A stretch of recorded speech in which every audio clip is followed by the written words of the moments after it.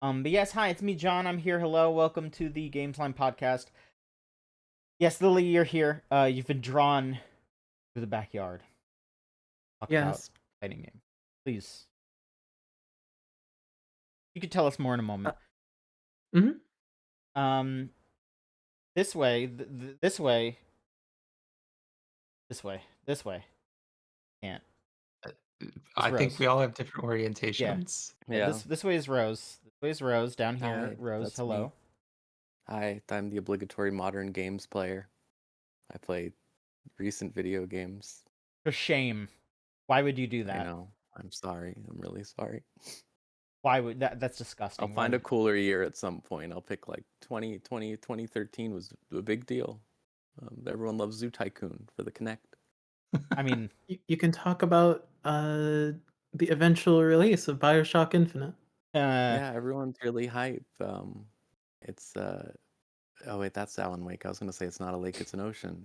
There's always a lighthouse, and I can't wait to find out why. Not to mention the thrilling conclusion to the Crisis trilogy.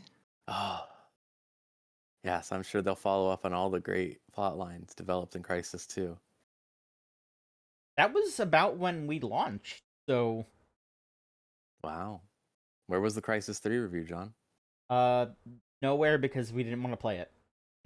You released amidst a veritable storm of very reflective, sweaty men, and also Zoo Tycoon. Just in time for the Order 1886, too. Yeah, the good stuff. Real A good great stuff. year for werewolf enjoyers. And down here is the Dragon Stomper. Dragon Stomper, what are you doing on our podcast? Don't you have to stomp some dragons, perhaps? It's me. I'm the Dragon Stomper. See any dragons, Aboot? Um, By the way, I'm no. Canadian. No. I'm That, you know, I'm after reading covering Rose up right now. No. reading up your review of Dragon Stomper, I adding the layer that it's in Canada now in your lore that you've created. Very interesting. I think it would happen. I think it seems more realistic to me now. It's why we don't see dragons in Canada anymore. It's crazy. That's right. I stomped them all. Stomp them all. But really, though, thank you, Crystal, for being here, and yeah, thank you for the review and all that. Good stuff. Good stuff. I really like that you just take damage when you enter the room. That was my favorite part of what you were saying. That's what it's all about. That's right. Unless you buy the item. Unless you buy the item. Unless you buy the item. That's how it is in real life, I would say. That's true. Unless you buy the item. You are constantly taking damage until you buy an item. So, it's been a bit since we got together to talk about gaming, all that stuff. And I mean, personally, I haven't been gaming. I've been reading some stuff. I've been reading about gaming. I haven't really broken into these yet, but I did purchase some books. I went to the half price books because I wanted to get rid of some stuff that I was not reading. And that I did not want to have in my abode anymore. So I ended up swapping those things out for I got The Making of Prince of Persia by Jordan Mechner, which is just his journal entries, which is really funny. It's just a bunch of journal entries from him back in the 80s. Can't wait to see what goes on in there. And then I also got Jason Schreier's Blizzard book, which look, I'm not gonna I don't want to I don't know the man. I know that there's a lot of people with very strong. I think some of his reporting is very good. I think some of it's a little bad. But my stance is there are so many worse people in games journalism field abso-fucking-lutely. that I can't really get that mad when someone does the work. Yeah, exactly. But I will say I haven't read any of this yet. The one thing I like the thing that kind of hangs over this book is just the claim that like Schreier knew about a lot of the harassment before it came out, kind of stuff, supposedly. But pretty much everyone I saw who was saying that stuff was a chud. So I'm gonna read this book and then I'll tell you how I feel about it, because there's a good chance that they're just full of shit. That's what I believe. You know, we'll see how it goes. I'm not even a Blizzard guy, you know. Like I don't care about. The only Blizzard game I think I enjoyed somewhat was Overwatch, and then they kept updating it, and then I was like, oh, I don't care about this. Fucked it up. Really fucked it. But I've liked his other books. Oh, go ahead. Sorry, go on. I was just saying I liked his other books that I read. The other two that he has written were very good. Looking forward. What are the other books he wrote? I bet it's The Blood, He's Sweat, fine. and Pixels. Blood, right? Sweat, and Or is that Pixels. this one? Blood, Sweat, and Pixels, and Press Reset, That's right. which were both pretty mostly about like layoffs and work culture, the games industry. Yeah. The So only he- argument Oh yeah. He's familiar with the work culture of the studios that he is studying. Yeah. Okay. I think there is an argument to be made that he could always have done more, but I feel like you can make that argument about any sort of academic endeavor at a certain point. I'd rather have him than a lot of the other big name game journalists who report on this stuff. Yeah, like I will like from what I have seen, I think like some of the stuff that he has reported on, has led to some things. Like if I remember correctly, I think like CD Projekt Red had some, like he reported on them having some bad like crunch and stuff, and then after a while, I think he like followed up with some of the same people that he was talking to, and they were like, "Oh no, yeah, no, it's way better." Like, like getting it out there is what's important. So, and I'm being told by Huskow in the chat here that Ray Chase, who played Noctis in Final Fantasy 15, narrated the audiobook. That's interesting. Oh, cool. What is the the thrust of this book? I mean, I think it's just like because of all the stuff that was happening at Blizzard, semi recently, he just tried to report on it, and it's how it's. This isn't like a new book, right? Like this was from like 2019 or 18 or something. If there's like a copyright. October 2024. Okay. Which I mean, really? Which like he was reporting on stuff way before that. It's just this is just like I was gonna say he did the big article. That was different from. That's what I'm thinking of. I think. Yeah. So like it's not like when like journalists these days are like sitting on a bunch of like shit that's going on in like the Trump cabinet, and it takes like 3 years to come out because they're waiting for their book deal or whatever. It's like, no, he was doing the reporting and then he did the book later. Like, sure, like that's probably how you should do it. If you're gonna write a journalistic book like that, like as an expose tell-all thing, it's still like write the articles so people can know about it and there can be actions taken before, yeah. Yeah.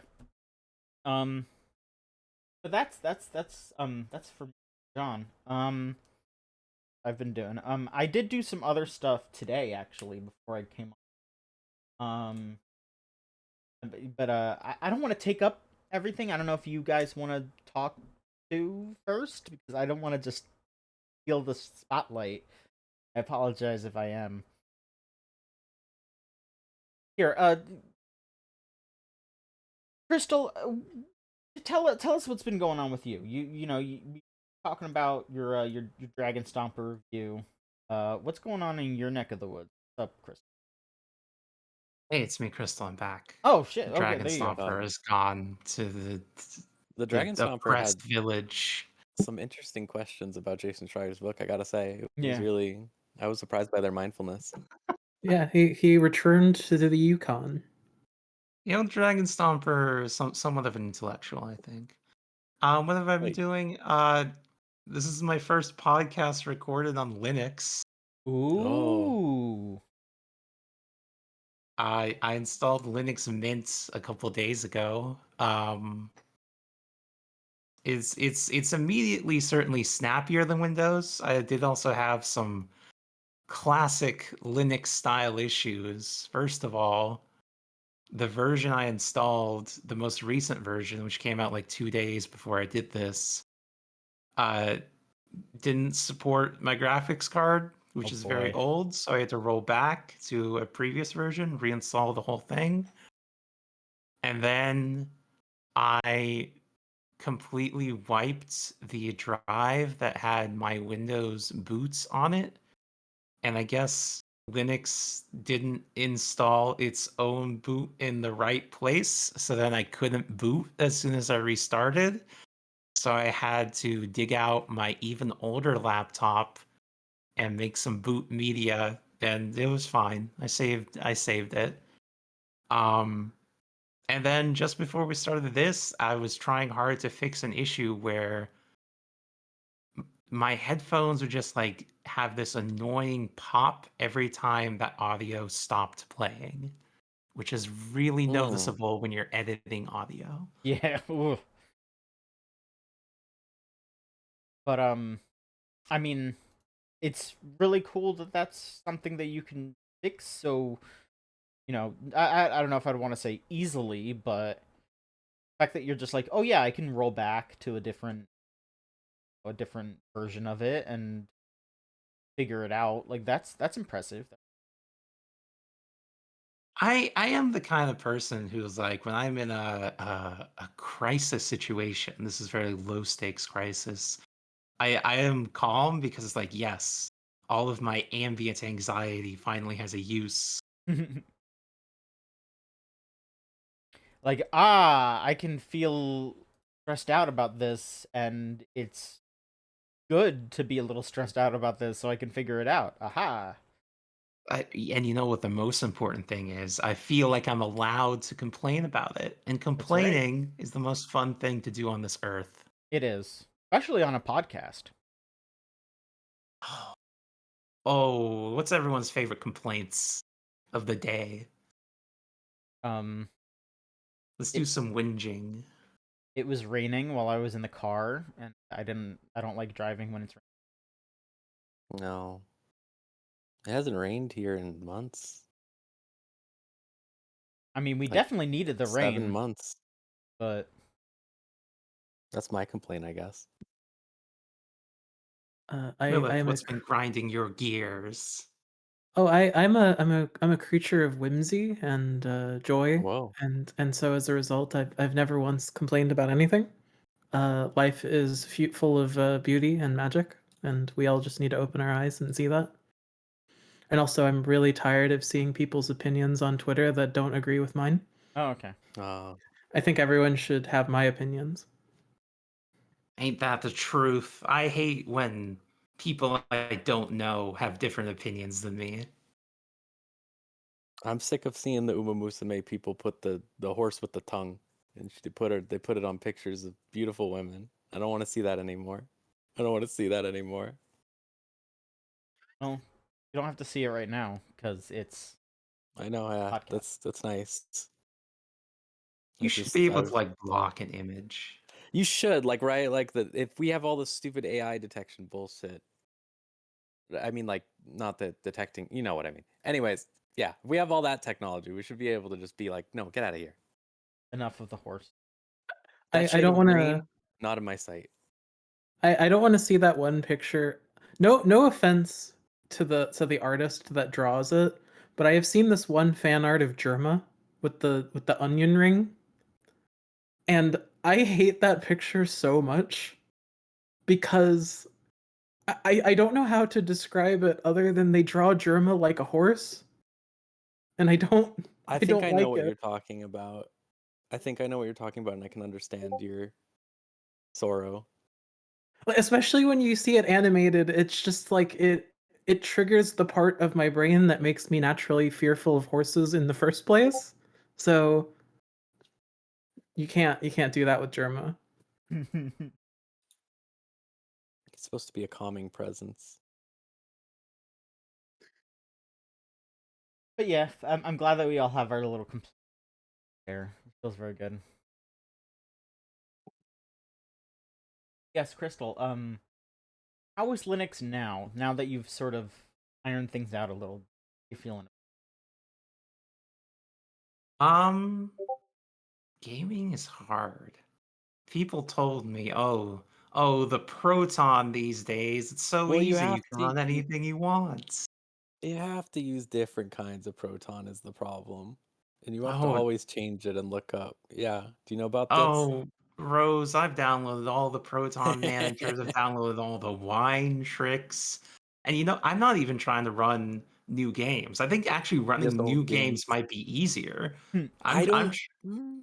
It depends. I'm trying to run games from the 20th century. The century of the world wars, I'm okay? surprised that you're running into problems because that's what I've had the most ease with. I've honestly had more problems with like 2008 games, I would say.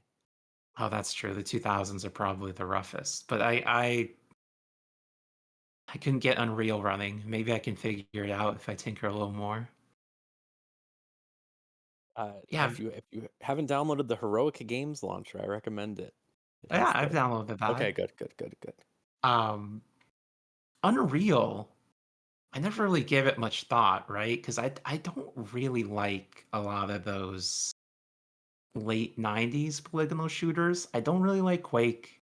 I don't really like Half-Life. But Unreal, it's kind of got the juice. It's got a great vibe. Well, you tell me if this sounds familiar. You begin on a ship that is crashing onto an alien world, and you are one of the only survivors of the aliens attacking. And then you land on the verdant green valleys of this alien world with the amazing Y2K space skybox.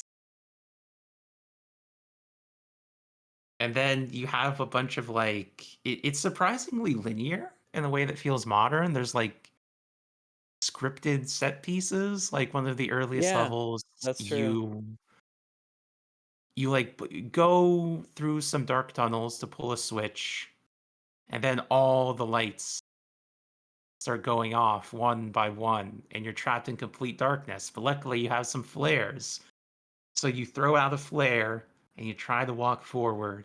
And then, with the perfect timing, a big monster bursts through the wall, and you gotta shoot it before it kills you. Condemned too. That happens in Contempt too. I just always think of the zombie bear bursting through the wall. I'm sorry. Probably a bit of a jump, but yeah, I didn't even think about the angle of that is probably one of the earliest examples of that sort of showmanship, huh? Yeah. So I'm showing footy of that. I do still think that Napoli is like a very pretty environment to set Unreal in. I I don't have like a ton of experience with like actually playing Unreal myself, but I don't know. It was the initial jump in like a more enjoyable direction because like I also don't really like Quake that much, but I like Unreal. I was an Unreal tournament enjoyer, unfortunately. I think that's normal. Yeah. I don't think I ever I played Unreal Tournament. I should. They probably run some private servers for that, right? I'm going to warn you right now. Uh, there is some like scions of darkness that live on still running like that in like Quake 3 servers where like this is the first and the last game they have ever played, so they are like the SEAL Team 6 of ensuring that you do not get to pick up a single item the entire time you're playing multiplayer. Sounds like a job for a Dragon Stomper. That was my problem with I loved the when they made that Master Chief collection. I was like, oh man, I love that they have this matchmaking that lets you queue for any of the games all at once or whatever. That's fun. And then it was like, oh wait, the people who are here are people who have only played Halo and will only play Halo forever. They This they is are ugh.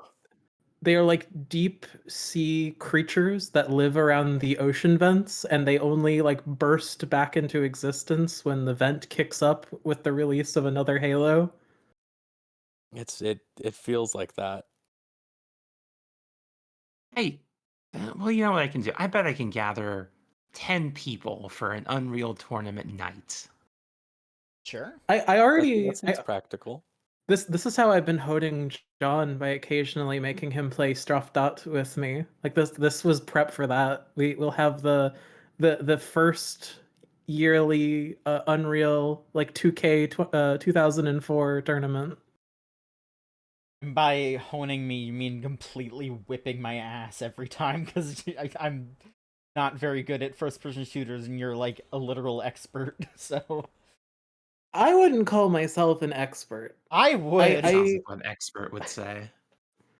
I know how to hold a mouse in the correct hand.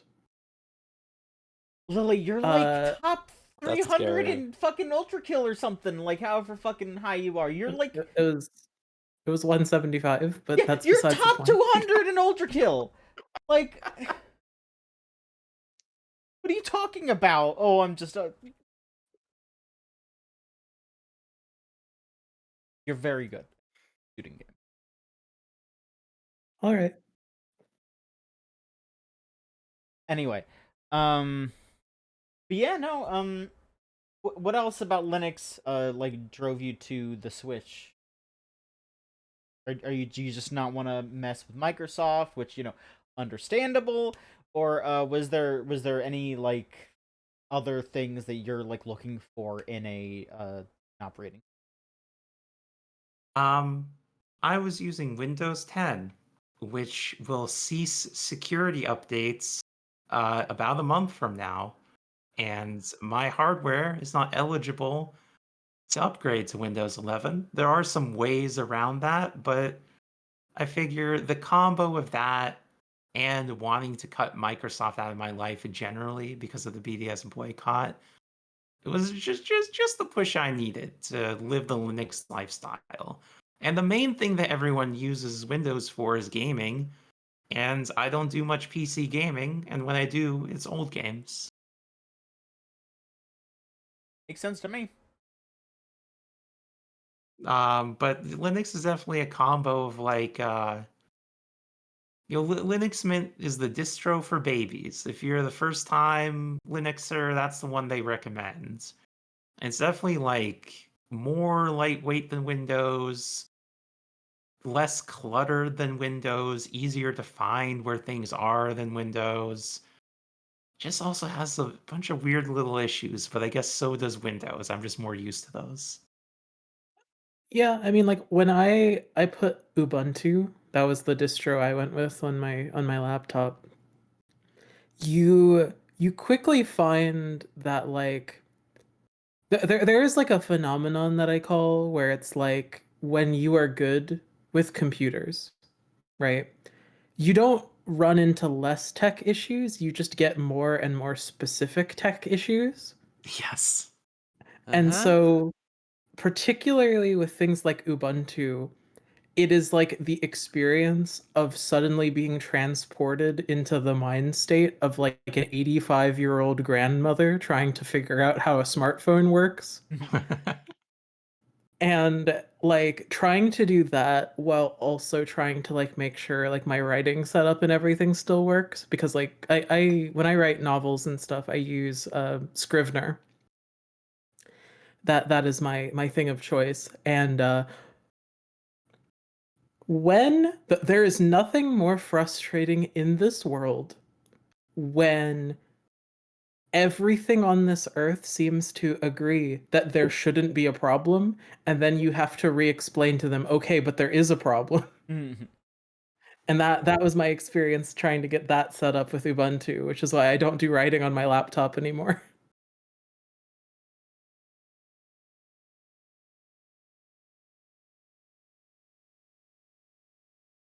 Yeah. I mean, my next question really was to ask Crystal. Would you recommend folks, like, who would you recommend Linux to, and who would you be like, don't worry about it? Um, I mean, if you use your computer for Discord calls and web browsing, then definitely Linux has got your back. It'll do everything you need it to. Um, If you need to do 3D modeling, maybe don't. yeah, it doesn't have a Blender. It does, and then you download the specific Blender pack that doesn't run in Linux, and then you're like, uh-oh. Oh no. Yeah, and you can always fix these things to a degree, but it's like that is I definitely a Yeah, thing you keep a Windows machine around for. You know, I would say take an honest account of what do you actually do on the computer and how much time do you spend doing each thing, and then you can do a cost benefit analysis of Linux. I just think that there's like a thermocline with this kind of thing where people are approaching a point of disgruntlement, I will say, with like how Windows acts like, I mean, it's a monopolic kind of overlord over the PC gaming space. And the more I keep seeing people being like, I'm just gonna give Linux a try, and especially seeing some pretty big name people giving Linux a try, I think the more people who are open to trying it instead of just saying, I probably won't like it, kind of opens the doors to there being better and better alternatives. Yeah. And especially so when you consider the fact that it's like you can just have two OSs on your computer if you really want to. It's a little more fiddly, but for the temporary nature of things, like you can just kind of put stuff like Ubuntu on like a flash drive and just try it for like an afternoon. Yeah, there's also a website called DistroC where you can stream lots of various distros. Okay. Uh, but yeah, we're in a historical moment where Windows is like rapidly getting way worse. They're talking about Windows 12 is going to be AI looks at everything you do so it can remember what you do, and also your primary method of interaction is voice. Um, and then also Linux is kind of getting better and better. I think it was a harder sell in the 2000s when Windows was mostly pretty good and Linux still had the reputation of being uh for power user computer nerds. But I think now it is simultaneously for those people and also for people who just want a very lightweight OS. I mean, the thing that consistently surprised me is like my laptop is not new, you know, and like the lie that tech conglomerates constantly push is that stuff just gets aged out. But but that lie becomes obvious when you use something lighter weight like, you know, Mint or Ubuntu, and you're like, oh, suddenly my computer that could barely start up Windows 10 turns on in 10 seconds without an SSD because Windows is just that badly optimized. Windows is so bloated, and they're creating so much more e-waste by telling people to buy new computers for Windows 11. Yeah, definitely Linux is very good for repurposing old hardware so you don't just throw it away. So I guess this was our inadvertent sales pitch for Linux, but here we are. that's what every conversation about Linux is forever. From It's everyone who So uses Linux so forever. maybe if you want to think about it, like hey, maybe it's a good idea if you buy a ThinkPad. Maybe you should buy a ThinkPad, and hey, maybe like cargo shorts don't actually look that bad. Maybe you should put them on like all the time. As I can't stand by. definitely when I was watching a million YouTube videos to psych myself up to build the courage to install Linux, there was such a stark divide between um nerds with a bad sense of humor and like 60-year-old British women. Oh yeah, that's it's been like that since I was in high school, I think.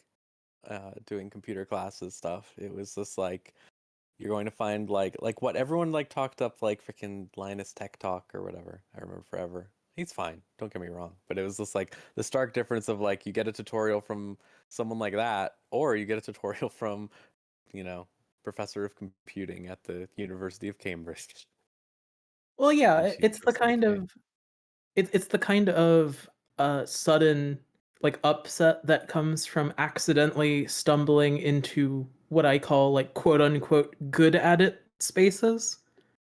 Like what you think could be an entry level problem and you want the simple tutorial, you want like the snappy kind of walks you through step by step and you're free to skip, but then you accidentally fall onto the like the never ending constantly descending staircase of people who have been doing this for the greater portion of their adult lives and now know like kernel OSs better than any GUI, and then they just talk at like it's they might as well be talking to you in a different language.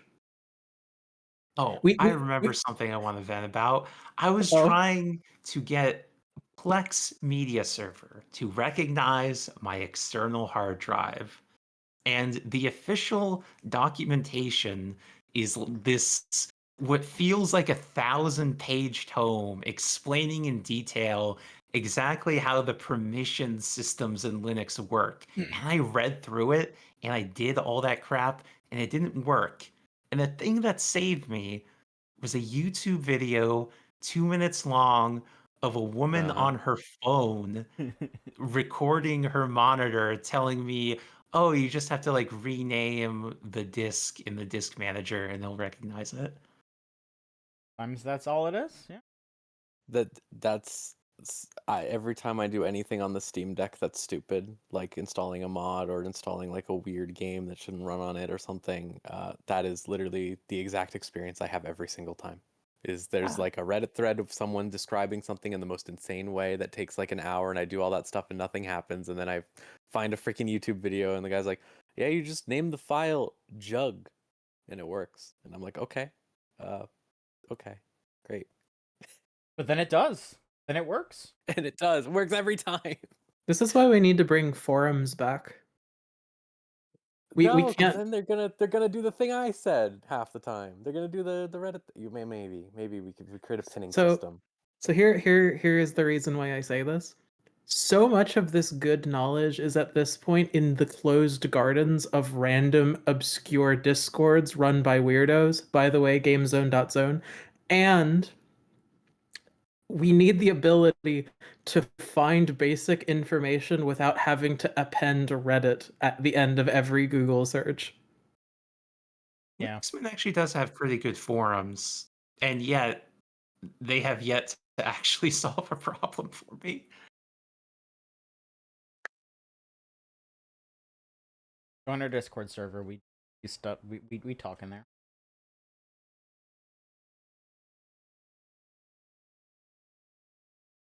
Let's see here. Rose, you've been gaming. Hi. Yeah, I'm always gaming. True, but what have you been gaming on this time? Um, have you heard of the Hollow Knight Silksong, No. the follow-up to the 2017 hit? Um, okay. So picture a bug, Okay. and then Okay. picture um like a Dark Souls world. Okay. Okay. And then the bug just goes through the Dark Souls world. Oh. Why would you inflict that on a humble bug? Well, everyone's bugs, so even So the are birds you are bugs. saying are all bugs going through Dark Souls at all times Yeah, and we just don't yeah, know it? absolutely. Are you seeing them? Why do you think the pill bugs dodge roll all the time? Oh Yeah, I man, was you're gonna right. say I kind of really instantly believe that they do that. Yeah. Um. Yeah, Silksong. I'm enjoying it.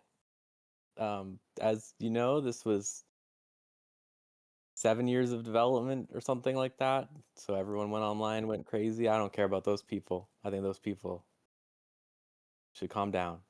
But I'm enjoying what I've played of Silksong so far, which is like I would say like about 7 or 8 hours of it. It's more Hollow Knight, but just sort of like amped up a little bit, and I mean amped up in ways that are good, not necessarily like amped up in like they require you to like use your brain 7,000% more or something. I'm talking stuff like they added quests. You have quests which are called wishes in this game, where you just go to like a bounty board or you find characters, and instead of just having to remember in your brain that you were supposed to do something for them, maybe at some point, and putting a pin on your map, you just get a little diegetic menu that's like, hey, here's the wish you need to fulfill, here's the things you do, and those wishes can be things like hunt down a creature, find like their track somewhere, and then it will make like a little wispy path through the Metroidvania environment, and you'll fight like little mini bosses for a little bit and then go back and get a reward. Or it could be stuff like, hey, donate to this to fix a hole in the ground at the beginning of the game that drops you back down to the beginning of the game if you accidentally fall into the hole, because it's a dangerous hole and you shouldn't just have that in the city. You can do stuff like that. Or just stuff like, the classic Metroidvania, like find all my friends. If you find all my friends, you get a reward type stuff. So I like that. The main character is Hornet, who was a boss from the first game, and she pretty much does all of this stuff that she did in that boss fight in the first game, which is cool. Like she has her aerial jumps, she has a bunch of thread-based moves and stuff like that. But she also, more importantly, can talk. So every time you run into an NPC, it's not them talking at you as the little Hollow Knight bug who didn't say anything because they weren't really real. But Spoilers. more, yeah. No, just sorry. I was being flippant. Feel free to continue. No. Hornet just talks to people. So you find NPCs and you talk to them, and Hornet has a back and forth and expresses things, feelings, things like that, and it makes it for a much more engaging world to me. Because I feel like Hollow Knight I really like Hollow Knight a lot, but it has this feeling that Dark Souls does, right? Where you are just sort of a voyeur in this world that's fallen already, and you're just sort of talking to people who exist in the, like it's leftovers of this place.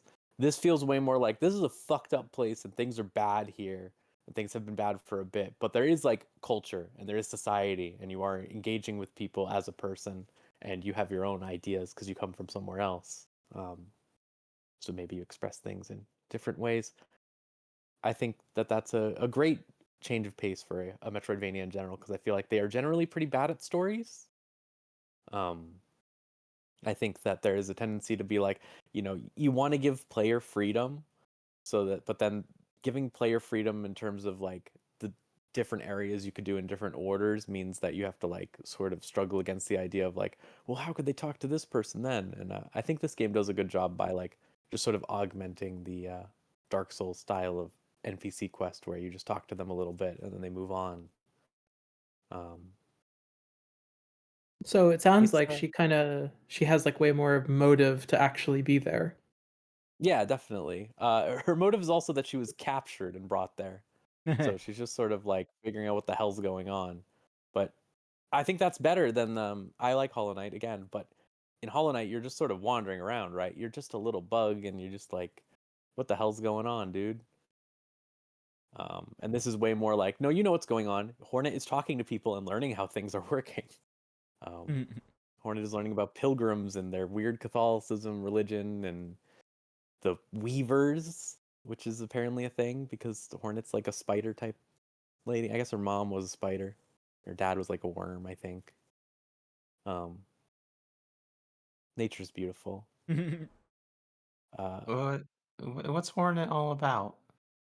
She's got she does air dashes and stuff. Well, like I shouldn't say air dashes. She does like stabbing hops. So she'll do like, whereas the original Hollow Knight, you sort of bounce on your sword a lot, like a Scrooge McDuck style thing. Mm-hmm. In This one, it's way more like Sonic homing attack almost, but it's not. You obviously there's no homing involved. It's just you're always going to strike down in a direction, um, to bounce off of things. So she's doing a lot of aerial stuff. She's using a lot of thread based moves. So she'll do things like shoot out a bunch of threads to attach to things, or like throwing out throwing out her little needle. She uses a needle as a weapon instead of a nail, which is what the Hollow Knight character does. And the thing of a really fun difference is that she doesn't just use the needle. She also gets different fighting styles, which is not something that was in the original Hollow Knight. So right now I have the option to use claws and also a more sweeping, like arced base attack that uses the needle as a sort of like scythe almost of like giant sweeping curves. And that's really fun because those things also mix up your healing. If you ever played Hollow Knight, you know that you sort of heal by just standing still for a little bit and holding down a button. And in this game, it works the same way by default, but then the claws, for example, don't heal you inherently. They give you life steal and double your damage. So it encourages you to like be more aggressive when you're that. Like you take hits that you know that you can take because you're just going to heal through it and stuff like that, which I think is interesting. And then the other one's like, oh, it heals you a little, but then really what it does is it gives you more mana for spells or something like that after you heal. Which is cool. I like that those types of abilities. I like that Hornet has traps and tools. So like I have knives that I can throw at people, and I also have bombs that I can place around the arena. So it's like if you're doing a boss fight, and in this game, I actually think the boss fights are a lot better than the first game, where I think a lot of Metroidvanias can fall into the trap of like we give them a bunch of moves, and then they might just do a random move that looks identical to another move. I think Silksong is a lot more deliberate in their animations and also like routines. Like if you are X distance away from the boss, it will always do this type of move. And that makes it a lot more fun and makes it so that like even though they're hyper aggressive, you can sort of plan around like, okay, I know they're going to go over here, so I'll put a bomb here. Or, oh, I know that they're going to drop down over there so I can get across to the other side of the room and just start throwing knives in that direction and they'll hit them when they land. It's really interesting and engaging. I can definitely see why I think that there's some pushback to the amount of difficulty that's in this game compared to something like Hollow Knight, just because it's like it's a game that's way more about giving you a bunch more options and then letting you fool around with them and engage with them.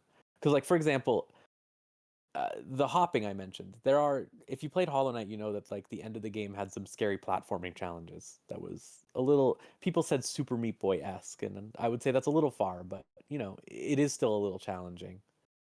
And this game has a lot of that just like pretty early on, with like things like you have to hop over spike pits by doing that sort of, you know, jumping slash that I mentioned of like do a little homing type thing.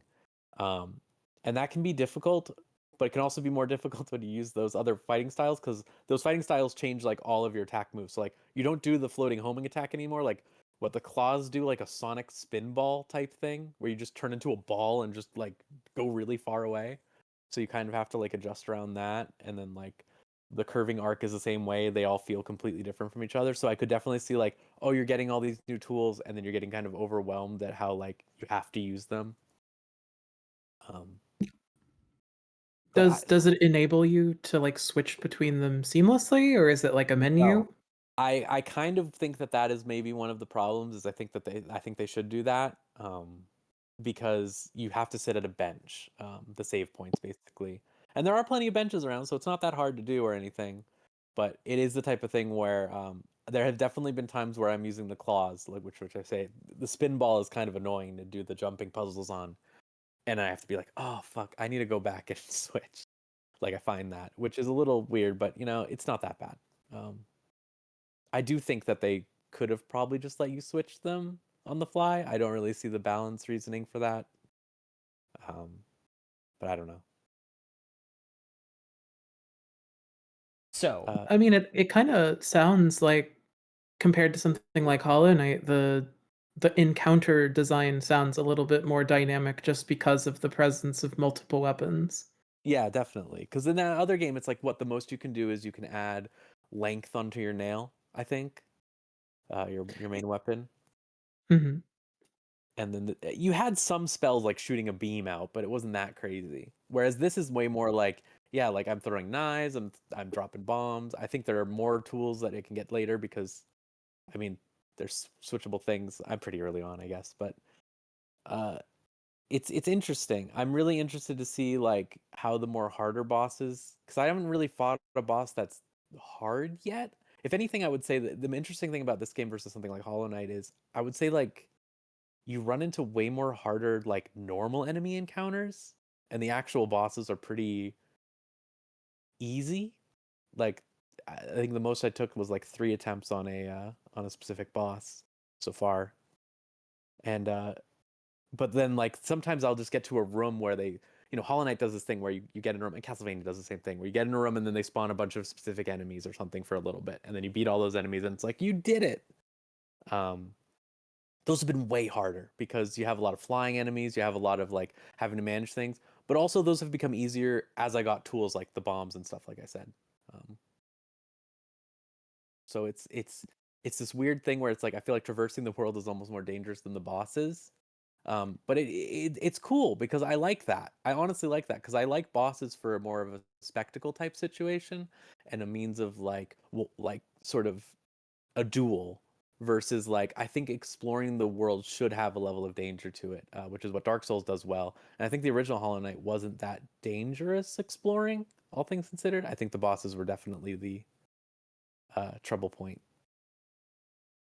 I almost worry hearing you say that like, because again, like once you reach a certain point in a lot of Metroidvanias, you are kind of incentivized, like tacitly, to run past stuff that you've already engaged with Yeah, before. And I kind of worry that won't, like, what once, because like again, like most Metroidvanias, you hit like the end game where you can end the game if you want to, but you also are doing a lot of backtracking back and forths. I kind of worry that might muddy the waters of that a little bit if it's like that much harder.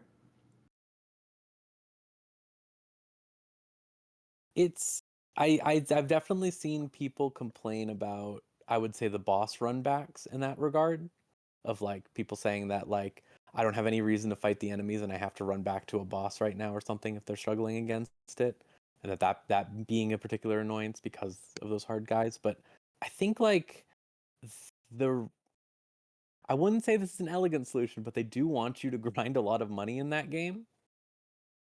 Um, so there is kind of always that in sort of reward from doing it, from fighting enemies along the way. Um, That seems kind of like a design band-aid. I agree to a certain degree. See, the problem is I personally don't mind because I love killing every enemy on the screen all the time forever, and I never get sick of it. So it's the type of thing where I can definitely see the issue for someone else. But for me, it's like if I don't want to fight something, I think there is an elegance to the way that you can move about that world where running past them still feels pretty good. Like I'll give you an example. There was a room that I was struggling against. Like I said, they spawn like whatever 12 guys over a period of time, and you have to get rid of all of them. And I had to run back like I think 4 or 5 times to do it. And doing so, I was just like, I stopped fighting the things along the way, but I was using them to do things like doing my silly sonic spinball off the top of an enemy to get really far and like running really, really fast. So I'm just like running and jumping and then bouncing off of guys just to get to the place faster. And that felt really fun. Okay. You So get a traversal challenge. yeah. And I think that's something that they've gone in a direction with this game more than the original Hollow Knight, where I feel like a lot of the traversal stuff was just towards the end of the game. Um, but I am also scared. I feel like there's probably a scary one at the end of this game, like there was with the original Hollow Knight. I I personally love when they made the game more challenging overall, but I can definitely see how it could be a problem for other people. When did the trend of ending games with long platforming challenges begin? That's a great question that I was thinking about the other day, and I don't know, but I feel like it had to be a Metroidvania, right? The Because I don't know, it must have mm, been a Mario game. yeah, Mario. Well, Mario is a platformer the whole way, so that makes sense. Yeah, but I'm I, thinking about yeah, I get what you mean, the genre switch up, yeah, kind of. Yeah, because like Final Fantasy 15 did it. yeah. Um, The one that really stood out to me was 1000 Cross Resist, because like that's not what that game is, and it ends with this really gamey yeah, sequence. I I feel like it comes as an inevitability almost, to be honest with you, because it's like the type of thing of like I'm not going to pretend games are designed linearly, but there is this sort of thing of like when you're polishing up the ending of the game, right, with something like that, it's like you have all these tools and you've had so much experience fooling around with these tools that you almost want to make a playground. Because Yeah, every like, game has a jump. yeah, well, most of the time. Even I mean, if you're like a first-person PC game, you probably have a jump You and a probably have a crouch, jump. and that's all you need to make a platforming challenge. You know, it's got to be one of those. It's got to be like a Deus Ex or something in the Yeah, 90s. That's got to be like the origin point. Just like a weird like all of a sudden like is there a thief that inexplicably just has you like Hauling climb over a ass. bunch of rafters with spikes and you have to go really fast? I don't know about fast, but in a lot of like the older Thief games, like the original Thief, it was more about like you need to like it is like the culmination of the sneaking challenges while also like because especially with games like Thief, it's like you can see the temptation where it's like games end in boss fights, right? How do we insert a boss fight? And even like other stealth games have made that. So I feel like adding a platforming gauntlet is kind of like a attempt at a type of mechanical boss fight in that kind of context, but I think it kind of makes sense for a Metroidvania because Metroidvanias inherently have their DNA in platforming, and it kind of starts with that kind of test of sorts. It's much harder to do a fast-paced navigational challenge rather than a platforming challenge. Yeah. So, Rose, you're Yeah. liking Silksong? Yeah, Yeah, it was worth the wait. definitely. Yeah, it's everything I want at Hollow Knight. I loved Hollow Knight though a great deal, so I'm not too surprised that I like I feel like they hit all the same marks. Like you can see so much of their game design inspiration. There's that thread going around about like how many of her animations Hornets match Alucards from Symphony of the Night, but there's like also just like little things from all the types of like iconic Metroidvanias that they just put in there as little bits. Like I was joking yesterday, like I was like, oh, I found the entire zone that's just that hallway at the end of Mega Man X where you shoot all the worms to fill up your E-tanks. Just found that and I was like, yes, this is what it's all about. Um, Visually, it looks amazing. Again, hand drawn stuff always looks really really good in something like this or like a 13 Sentinels, etc. I really like all the post processing effects they've put over everything, and the music is also really really good. Again, just like Hollow Knight. Cool. I'm really having a great time with it.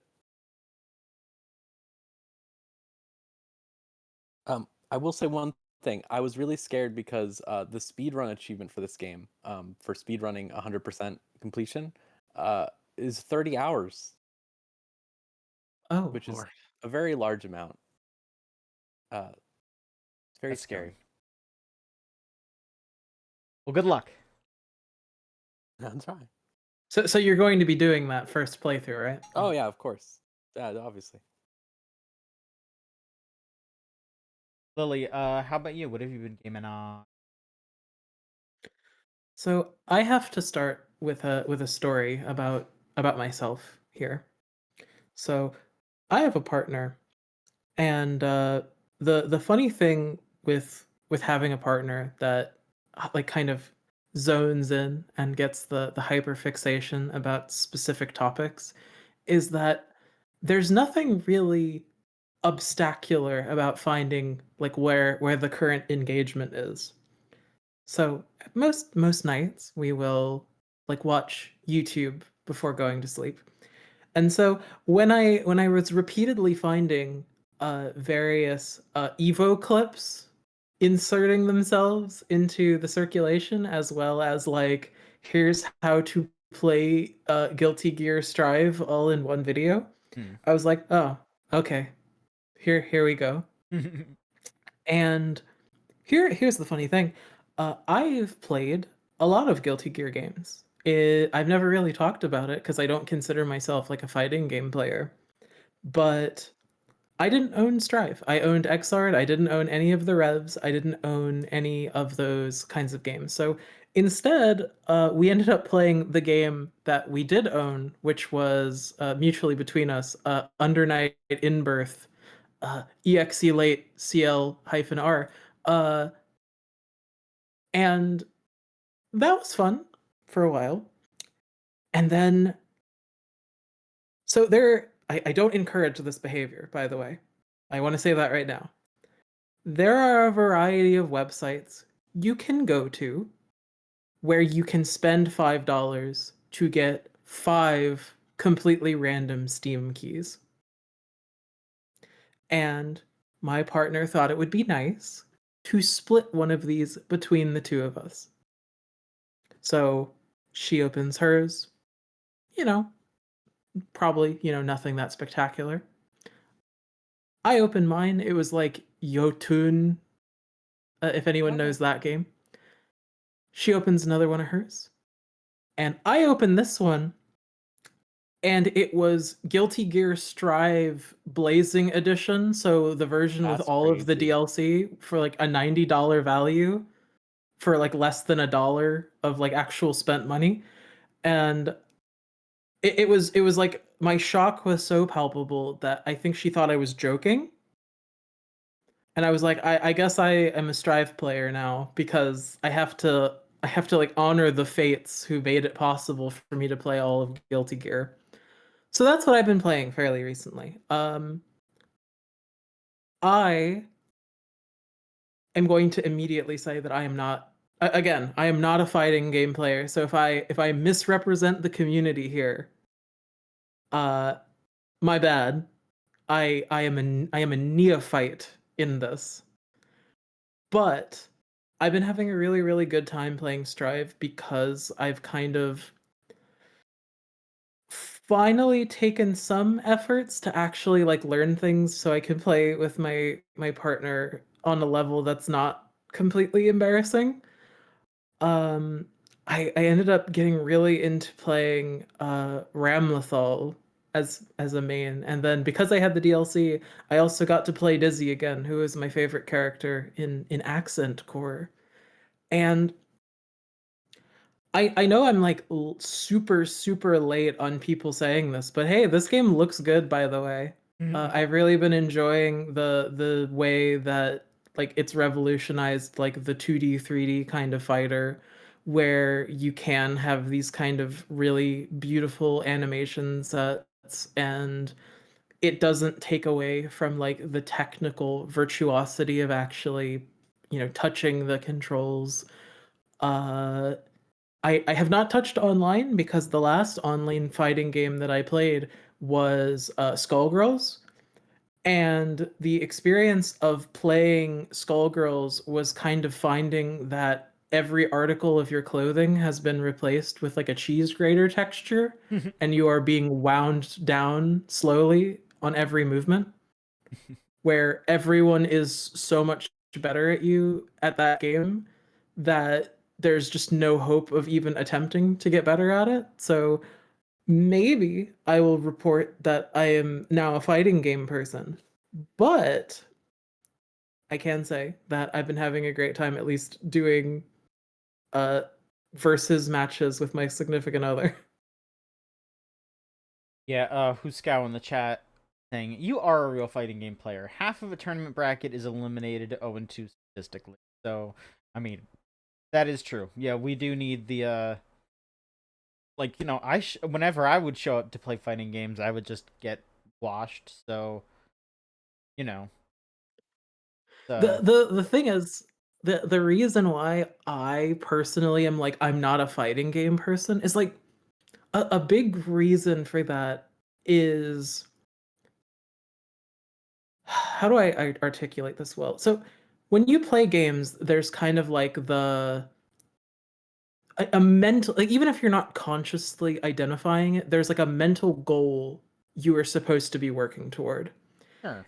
Fighting games work really differently because if you set the kind of vague goal of a win, I guess, you will have like the worst possible fucking experience playing those games because, well, as they said, statistically you're not going to win. Statistically, you are going to play the game and get utterly obliterated by someone who has several magnitudes more experience than you.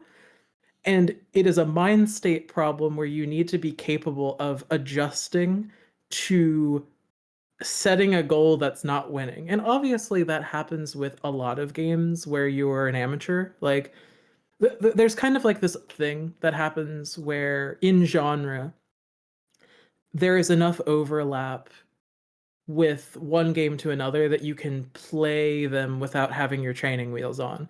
I jumped from Under Night to Strive with basically zero upset because for the most part the DNA is like 70% the same. Yeah. Maybe both higher anime. than that. And I mean, it's like, again, 2D fighters have not had like a critical upset in their fundamental mechanics in a very long time. You have the bursts, you have the tension gauge. These things may have different names across the games, but they're basically the same thing.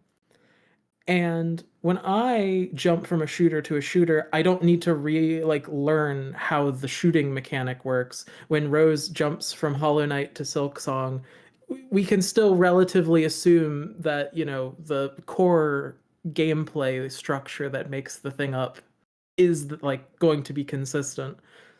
And like I don't know, like with fighting games, I have such a bad time, or I guess a hard time, deriving value from the experience of being absolutely fucking brutalized. And it's really hard for me to identify like the micro corrections that accumulate to experience to actually succeeding at something. And so it's like, again, it's like that kind of, you are dedicating so much more mental energy just to do the basic correct actions that it's really hard to think about like actually winning the thing, you know?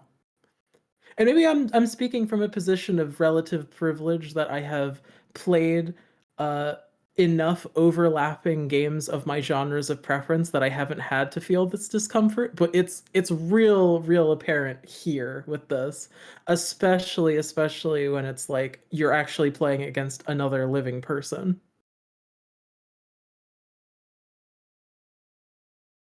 Yeah. Do you feel a satisfaction from losing?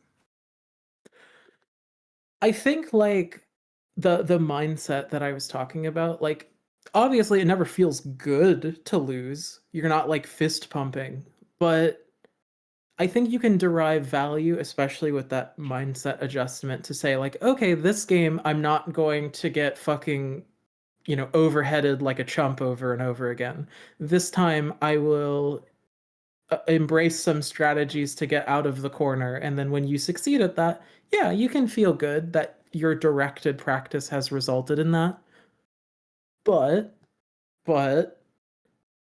it's still very different than the triumph of actually succeeding.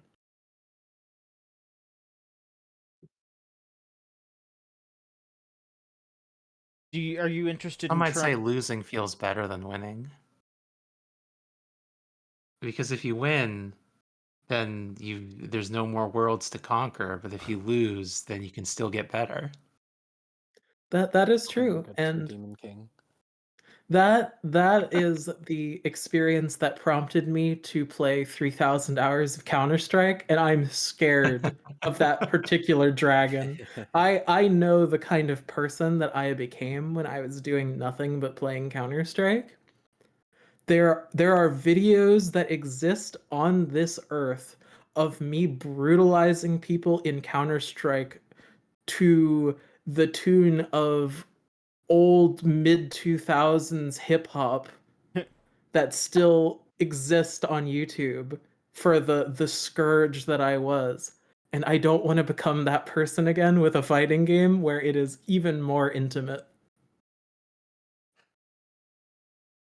Feel like you want to try other fighting games, or are you happy with like Under Night and Strive? So my introduction to fighting games was actually not 2D fighters. It was originally like the 3D fighters, like Soul Cal, Soul Blade, Soul Edge in certain other locations.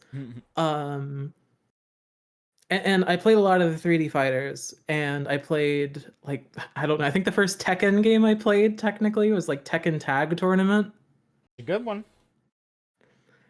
and the funny thing is like sure it takes less kind of mental adjustment to go from a 3D fighter to a 2D fighter, and I don't know. It's really hard because like the kinds of people that play fighting games are the kinds of people who play every fighting game. They will eagerly wait for every release. They are the people who are going to play like the stars, like the Marvel games, the new, whatever the League of Legends fighting game is going to be. I don't remember what the name of that is. 2XKO. It's a very sauceless title, yes. Bad.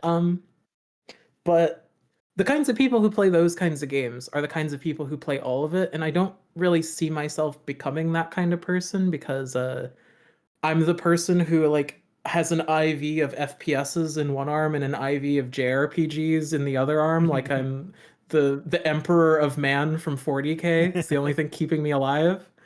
But um but yeah, I enjoy this excursion. I enjoy learning anything more about video games because I like understanding where people come from. Like I like whine and moan about how certain games are hard to review. I could not imagine reviewing a fighting game with any level of appreciable depth beyond like the most facile elements. But I know the emotions around these games are real. There's a reason why certain Evo moments got entire audiences of people to stand up and just scream their lungs out. And I can get that kind of hype. I just also the mountain I would need to climb to become that kind of person, it's easy enough to just kind of go, nah, this is fun for now. I'll continue beating my partner in the corner with Ramlethal combos, but I respect their vision, especially when they have to deal with the bad news that came with Evo recently. Yeah. We can, if you'd like, we could just bring that up now, because I mean, Yeah, we can segue. yeah, because I'm gonna be honest, I didn't play too many video games. I could just go to that. Yeah. So Evo, Evo, which the big fighting game tournament, one that everybody loves or did love. Yeah, the amount of characters that may cause issues in Guilty Gear Strive. Yeah, Maverick is saying it. So the big ol' mega city project, is it pronounced Qiddiya? The what Qiddiya. project? It's Qiddiya. Qiddiya? It's the big Saudi Arabian city, Qiddiya. Thank you, Qiddiya. Is that the one that's a line? I don't know. I don't think so. Okay, I just remember they had that nightmarish line city they were gonna make. Yeah, I think there is something that they were talking about. Maybe. But this is this is the this is the project that like the Saudi Arabian government is trying to run, where they're basically just like, we want to make the city of fun. we just want to make a big place where you could just go to like 17 theme parks, and there's going to be esports tournaments constantly, and it's just going to be all kinds of shit like that. Um well, Qiddiya has purchased Evo. Or had taken full ownership of tournament organizer RTS, which is the owner of a I think like a large, like, majority of Evo as a company. Um and Qiddiya was already like a partner with Evo because they were like putting a bunch of money into it and all that. Um and basically Evo is just going to be in control of the Saudi Arabian government now. Um which if you've spent if you've kept up with some of the news in the past, how the Saudi prince is a big fighting game fan. Got a like the same group has kind of gotten their claws into SNK, and City of the Wolves had the guest characters that they did seemingly because of Saudi Arabian influence. Now Evo is just full on going full sports washing for, to quote esportsadvocate.net here, just projects backed or owned by Saudi Arabian government, such as Qiddiya, are frequently criticized for helping the government engage in sports washing or using various forms of entertainment to cover up its record on human rights, women's rights, LGBTQ rights, military actions in Yemen, and more. So it's not good. Good. You're building esports city, Yeah. and there's Dragon Ball theme park. They have a Dragon Ball theme Yeah. park there. Yeah. Apparently, they're still working on the line, which is a separate project. What's the line? The line is a 100-mile long linear city. Why? Great question, Crystal. Why? People who have money are Shouldn't. should not. Yeah. Nicholas just said Mr. Beast City. That is probably going to happen. Like, yeah. This will just be a small part of the city, probably. Yeah, Do Mr. you Beast will remember just when have his own. Akon was trying to build his own city in Senegal? It was his own country, wasn't it? And he had Akon dollars. Everyone wants their own city, but how often has this actually happened? I guess Disneyland. That's true. Disneyland. I can't think of any other ones. I don't know. Okay, so I am learning that Mr. Beast didn't buy. He built a city for when he filmed Beast Games. So Great. that's something that they had. Qiddiya has a partnership with the University of Central Florida to train young Saudis on hospitality, tourism, and sports management. So they are in league with the Disneyland's extended universe. Of course. Well, I didn't know about that, and I'm pretty unhappy about that because that was that was the school I went to. So I'm not happy about I don't know if there's a university in the country right now that would make you happy with what they're doing. That's true. That's true. Still not a good feeling, but University of Spaceships and Theme Parks. University of horrible human rights. Yeah, it's a fucking nightmare. There has been some pushback here and there. But I mean, what are people gonna do?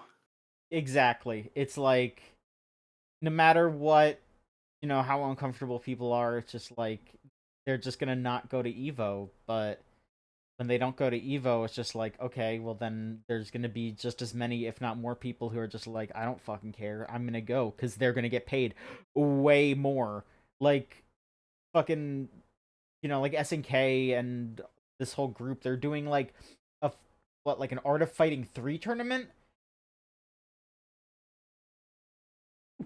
Oh, excuse me. Which is like what, like a 30-year-old game or some shit, like 25-year-old game, and they're, the pricing is like hundreds of thousands of dollars, so they're gonna be shoveling money into this just because they can. People are gonna be like, all right, yeah, I'll sell out to go play Street Fighter for like $5 million, and I'd like also there's gonna be way less people there because they're not gonna allow any like anyone LGBTQ or like any like women or anything like that to. I mean, I don't mean to speak out of turn and or be stereotypical, but like there are just like so many issues over there where it's just like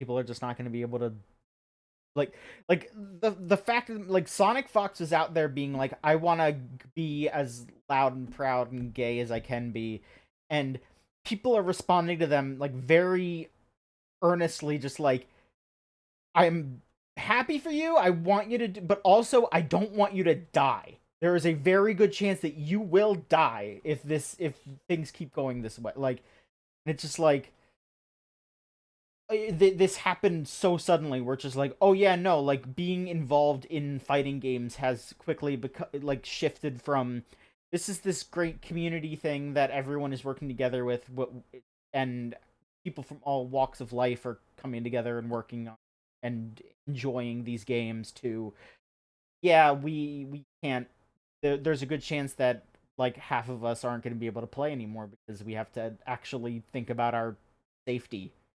And this just happened very suddenly. Such a shame, like, people are upset about, things that are going down in the US, which is understandable, don't get me wrong, but like, you travel to a place, in once you get to the tournament, you're usually okay, but now it's like, it's gonna happen. I mean, I think with any of these kinds of things, it will kind of resultantly be a schismic event. And here's the thing. As I said, I am not educated enough to have a complete opinion on anything involving Evo. I'm not there on the ground floor. The people who like these games, though, have liked them for decades. And there's a reason why there are certain jokes that circulate about people playing certain, brackets in toilets. There are people that will play this wherever. And maybe it won't be on the Evo stage, and maybe Evo won't be the name that it once was doing it. But I think if I could say anything optimistic, I think that the heart of dealing with these kinds of issues, even when they come with seriously disappointing news like this, is to understand that passion is what carries these kinds of events, not money. When we consistently see things getting worse because they think that money can supplant passion, Hmm. we see them for the fools that they are.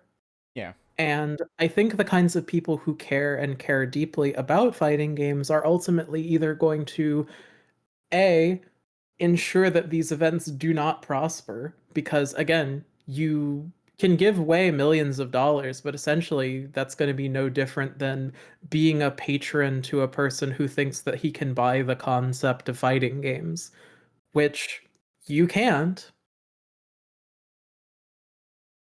Yeah. There will always be somewhere that will have access to these sorts of things with less baggage, and there will always be a community. Like the thing that popped up pretty much immediately afterwards was everyone just saying like, hey, go support your locals. And like Ultra David was out there just posting like, here's this big list of locals, send in more locals so we can put them on the list so people can look it up and go to these places. And yeah, what Maverick's saying is, yeah, some light radicalization can go a long way. Like, not for nothing, but people are still about Tekken player Arslan Ash's passport issues as some story about overcoming the odds, which yeah, but also why is Pakistan not allowed at some place? Like yeah, like one of the like the best Tekken player who has won the last two Evos and doesn't seem like he's slowing down. Again, has a really good chance of just not being allowed to play now. Like they're shooting themselves in the foot, and obviously it's you're like it makes sense from a money sense, but you're stabbing the you're stabbing the heart of the FGC to do it. How much more money are they getting? I mean, we'll see. I don't think we've actually really learned, but I mean, the I way just that love to know the price. I mean, I guess we'll find out once Evo 2026 rolls around and we start seeing those prize pools and we start seeing, we hear about, I don't know, like what people are getting paid or whatever if that comes out. Because I mean, yeah, if the prize pools start like going crazy, then that'll be the sign, I suppose. I love being able to put a number to someone selling out. Maverick saying the Esports World Cup had pools in the six-figure range. Whew. How many people got six figures?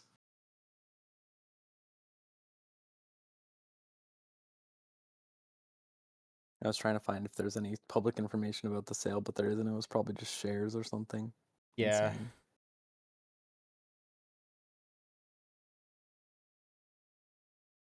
Okay, Tekken player Ulsan won $250,000 USD for placing first. That much. And then you had Nicholas in the chat again saying, I do think if any gaming community is the one that's going to be able to deal with this, it is the fighting game. Which yeah, that is true. That is absolutely true, because I mean, that's like fighting games were just you're talking about melty blood and on laptops and bathrooms, etc., etc. Like that's a derisive joke, but the truth is the reason why that joke exists is because like between like Street Fighter 3 and 4 there was that era where it was just people keep playing fighting games in however they could, and it should be a feel good story that fighting games are celebrated for what they are, for the skill, for the passion, for the quality of the games, and instead we're just gonna use it to advertise for a murderous government. And don't get me wrong, I would feel the exact same way if there were, if all of a sudden, I mean, it's not even all of a sudden, because like the U.S. military shows up to conventions and stuff and tries to recruit people there, but at the same time, like there is a bit of a difference between like, oh hey, they have a booth here and they own it and they are going to show ads constantly and you know are the main money because yeah, I would feel the same way if like I wouldn't be watching any sort of like US Army tournament, like I'm not going to do that. So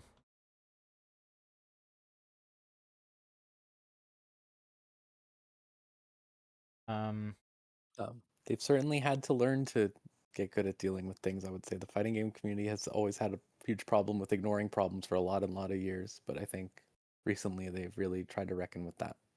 yeah. What can I have some examples? Letting abusers go to Evo all the time for years. That was only something that recently got solved. Plenty of abusers within the community, literal criminals, people who had records, just being allowed to play all the time, stuff like that. Yeah. The Criminals ongoing can't play fighting games? I would say when they're domestic abusers, they shouldn't probably be around fighting game communities, which are all about a lot of chauvinism. But that's just my Yeah, take. no, that makes sense. Yeah, not the Um, fun kind of criminals. These are No, yeah. not like a petty thief. You see the petty thief win Evo, you cheer for them, Mhm. But no, I think that's something that I think they've recently gotten a lot better at, which was always my problem growing up in the 2010s, let's say, hearing about how awesome fighting games are, and then you see all these people and you go, Yeah. But I think that's just proof that they will do something better this time because they really clean things up. Fingers crossed, but yeah, I mean, there will always be a community. You want to just do more news because we're already an hour and a half in. Talk about some stuff that's been... Okie dokie. Sure. Let's talk about a feel-good story. Mhm. Okay. Please invent something to make me feel good, just this one time. So Oh. I mean, I do have one feel good story, but that one is going to probably immediately swing right into sad stories because it's about work. Like workers' rights, and there's usually more bad stories than good stories these days about that, but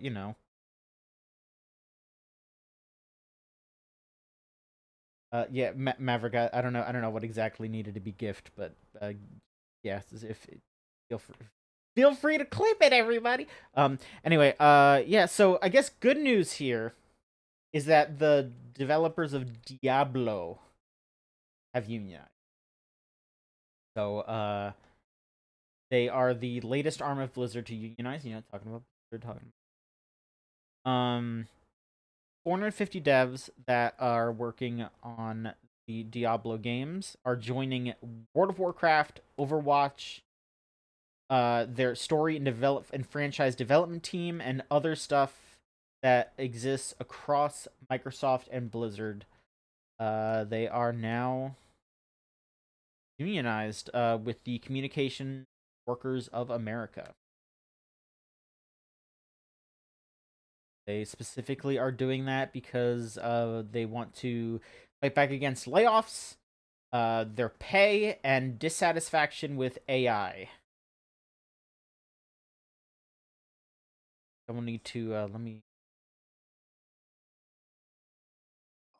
All you hear about any satellite Microsoft involved studio is that the corporate mandate is just shoving a bunch of fucking Copilot shit into everything. It seems miserable. All they got left. Yep. Uh-huh. What are the products they have in their belts? Nothing. So apparently in a future update, snipping tool is going to move. So They're getting rid of snipping tool? no, that was a little joke. They have a little message that pops up when you open snipping tool since like I think 2017 that says in a future update, snipping tool will move and change into a new thing, and it never happened. But they put Copilot in Notepad. I know. When I was reformatting my hard drive recently and they were like I was able to do a bunch of things to make sure nothing happened, but there was a like WordPad, I think it was Paint. It was the Paint, and they were like, look, here's the Copilot feature in Paint that finds the right shade of red. And I was like, what do you mean the right shade of red? What are you talking about? The right shade of red is the red that I want to use. Like, what? It's nightmare.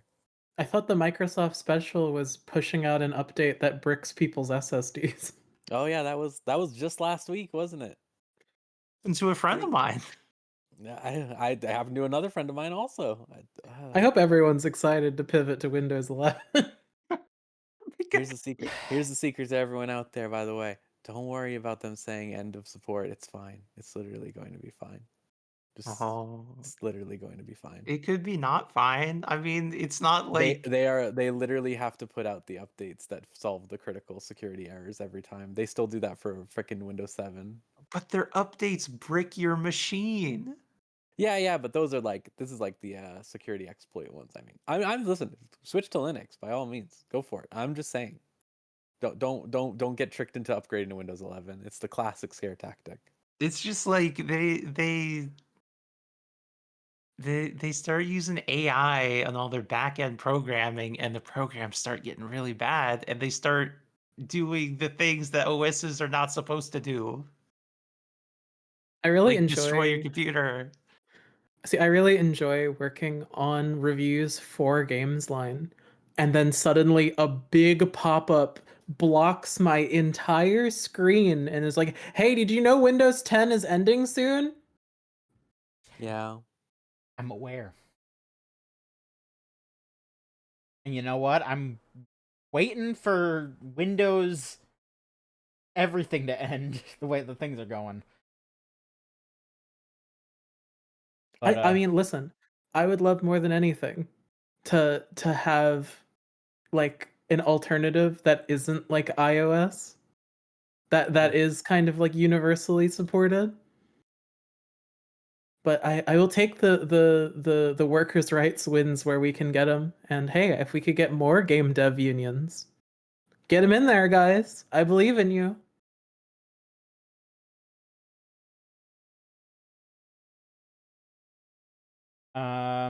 and then to shift over to the bad news for workers' rights here. Folks at Firaxis got laid off.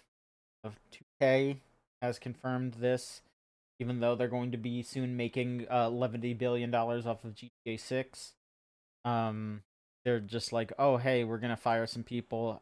There isn't any kind of numbers per se about how many people were let go.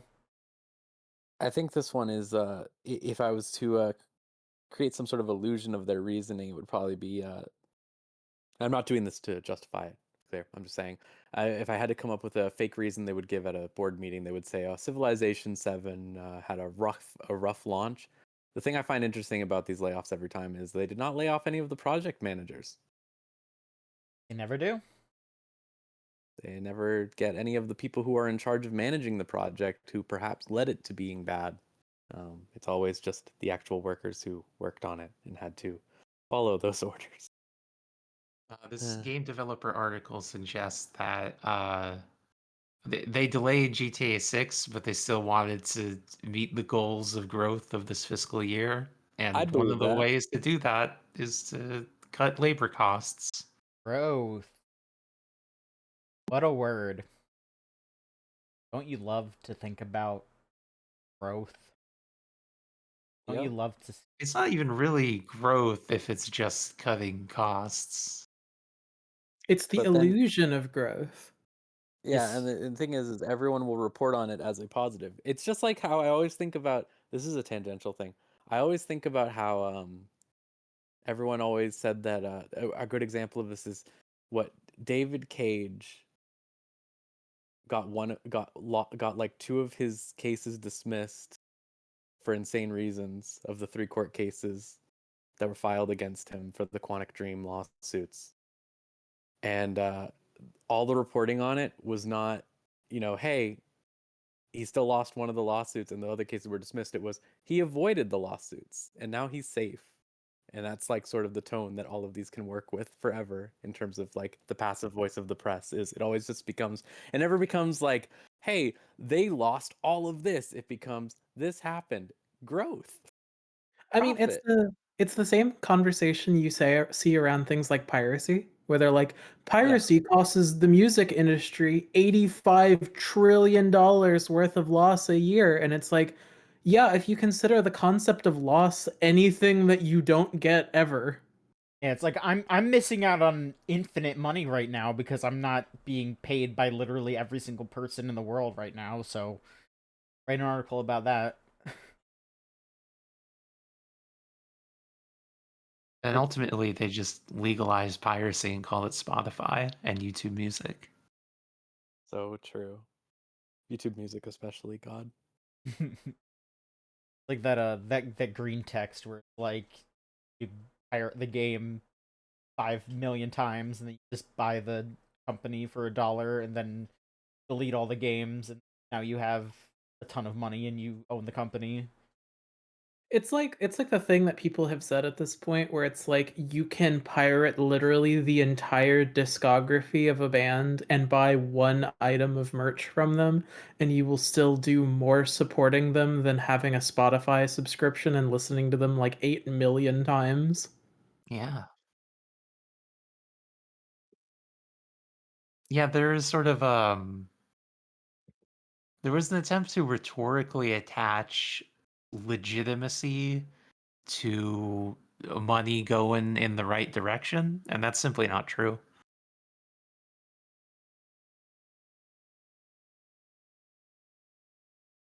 And to kind of tie everything into a little bow, to talk about Microsoft as well as people being laid off here.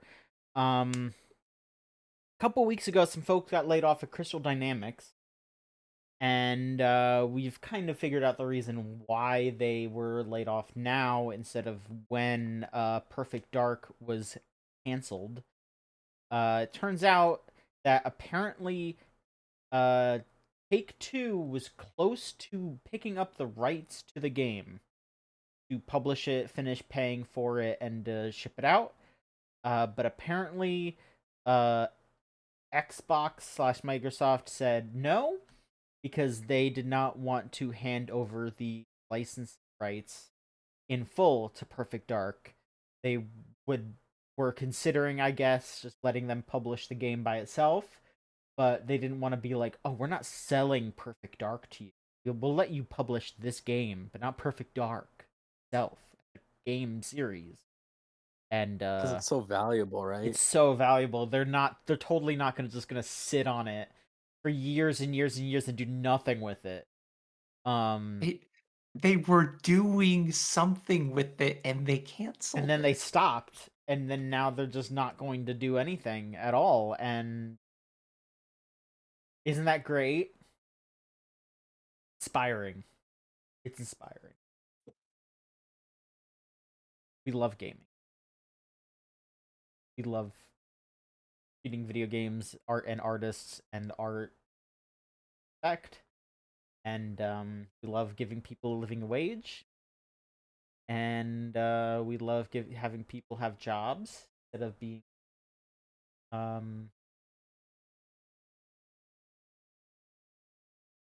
good at the economy. Love to be Perfect good. Dark was sold as a quadruple A game, but Take-Two already has a quintuple A Ugh. game. That's true. They don't need that. They have GTA 6, quintuple A game. Time. So based on the other quadruple A game, which is Skull and Bones, do we think that the addition of an A makes it worse or better? Wait, what wasn't Callisto Like as a Protocol in there too? Oh, that's true. I forgot. That doesn't say two real stinkers in a game that got canned. Doesn't sound good to me. The more A's you But I've add, the seen more like. it sounds like screaming. Do you think it's like a negative percent modifier just inherently to add an A on? Yeah, I mean, yeah, we have yet to have a good quadruple A game. Arguably, we have yet to have a finished quadruple A game. That's very true. With those two examples. I mean, at least with the Callisto Protocol, you had PUBG that you could always fall back on. Yeah, that's true. Nicholas is saying, I love Perfect Dark games, but I would never, ever, ever make one. Did you know? Did They you know they made a Callisto Protocol Hades game? no. I'd like to unknow that. Okay.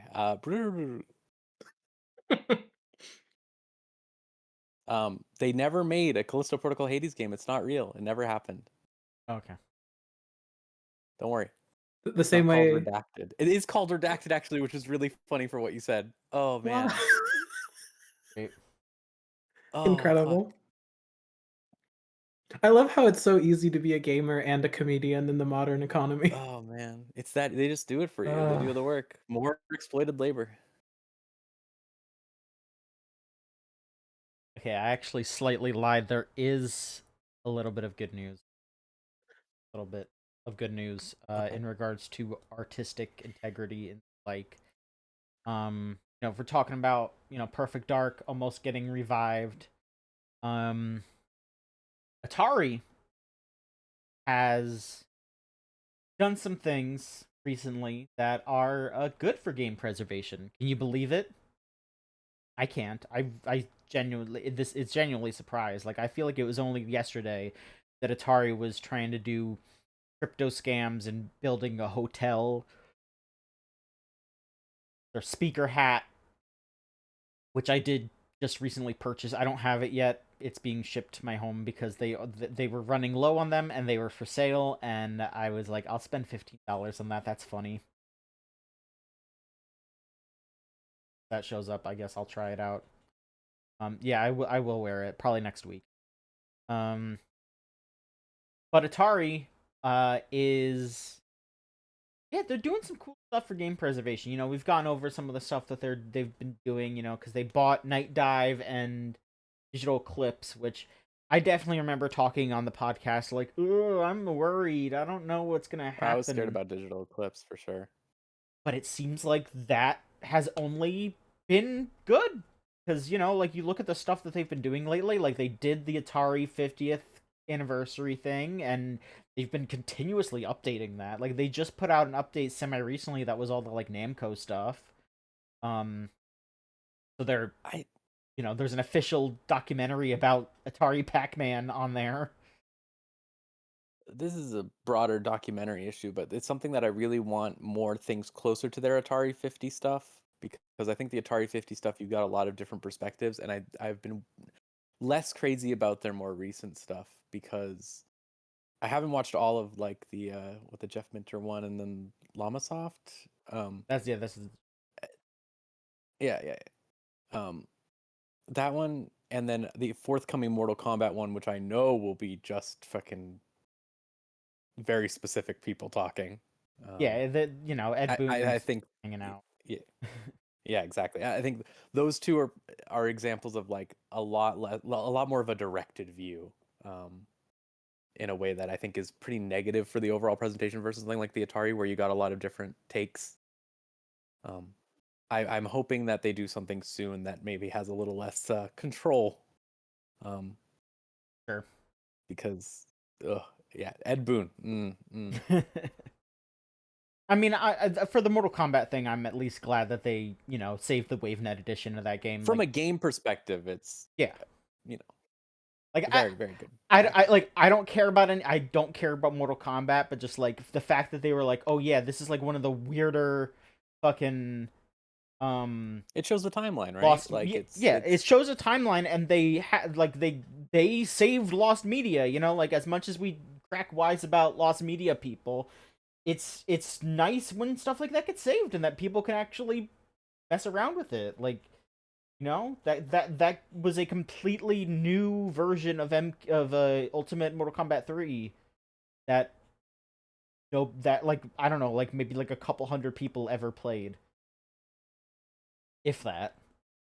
So cool. But the new cool thing that they just did is they bought the IP rights to a few Ubisoft games. And some of these are really great games, some of these are just whatever, but like it's the fact that they just like went out of their way to do this is really cool. It's that they grabbed up Grow Home and Grow Up, which those are probably like the best games that they grabbed for sure. What? Oh, you're right. Those are the best games because the other game options are really funny. Yeah, they grabbed Cold Fear, which is a hell of a game. They grabbed Child of Eden, which is, I mean, that one's fine. I'll put that one on the list just because that's like the predecessor to the Tetris Effect, basically. In a lot of meaningful ways, it's Mizuguchi. It's pretty similar to like, I mean that game. Yeah, that game's sin was that it was for the Kinect. Yeah, which is a pretty bad sin. Honestly. Yeah, and I mean, they eventually they made like a PlayStation version that didn't use the Kinect and all that, and that's probably what they're gonna, if they re-release it, that'll be what it uses and all, yada yada. And I Am Alive. Which is inscrutable to me. I don't know why they grabbed that one. I'm guessing it must have just been like Ubisoft must have just been needs like money. whatever, or however much money it was, like maybe they were just like, hey, like maybe like Atari was just like, hey, what do you have and how much will it be?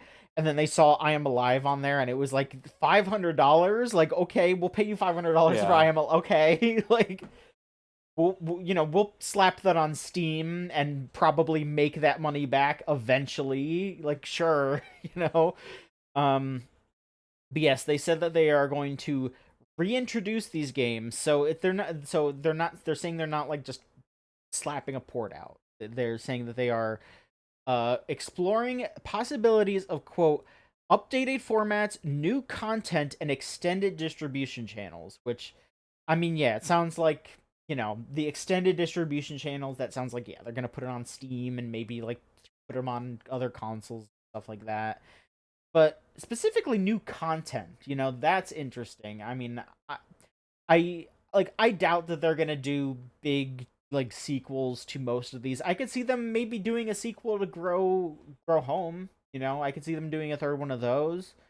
But otherwise, yeah, I think these are just gonna be like ports and maybe polishing them up a little bit here and there, but also stuff like I Am Alive would probably need a lot more than polishing, but They could make I Am Alive too. they could if they wanted to. I don't know why they would, but they could.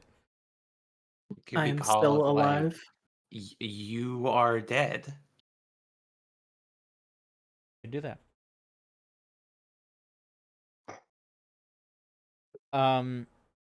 And I mean, the CEO, Wade Rosen, did recently do some interviews where he was basically just like, yeah, I want to keep doing this kind of stuff. Like, he was saying some like pie in the sky stuff, but the fact that he's out there being like, yeah, I would be down to spend the money to remaster, like port Panzer Dragoon Saga or Snatcher or Ogre Battle or something like that. Like, that's cool. Like, being out there to just be like, yeah, I want to bring this stuff to the modern market. Like, yeah, that's Is I Am Alive not on Steam? a great I don't question. think so. It was a Xbox. I mean, it could be.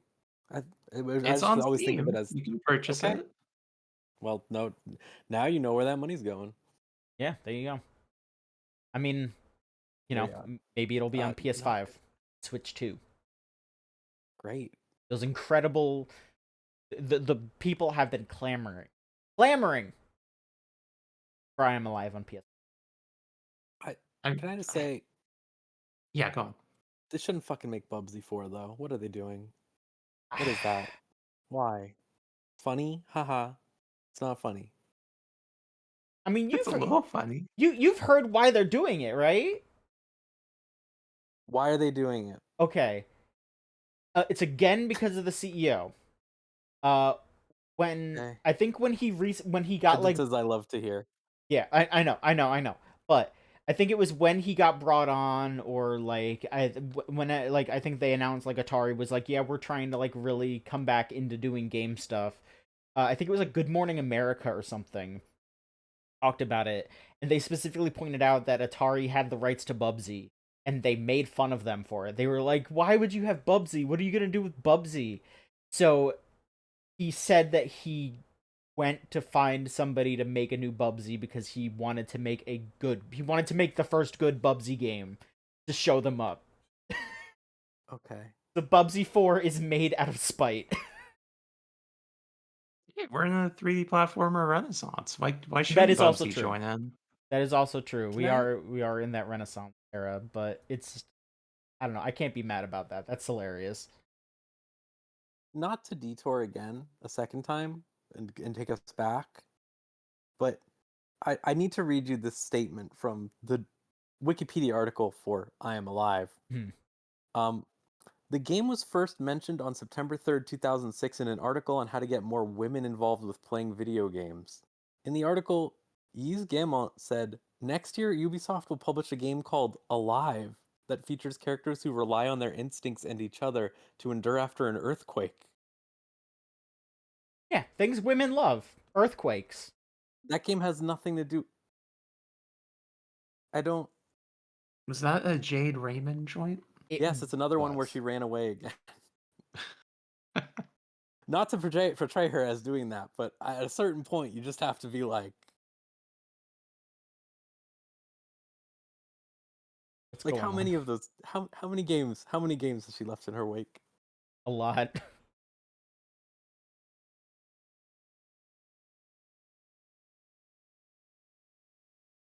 I don't understand how that's going to get women into gaming.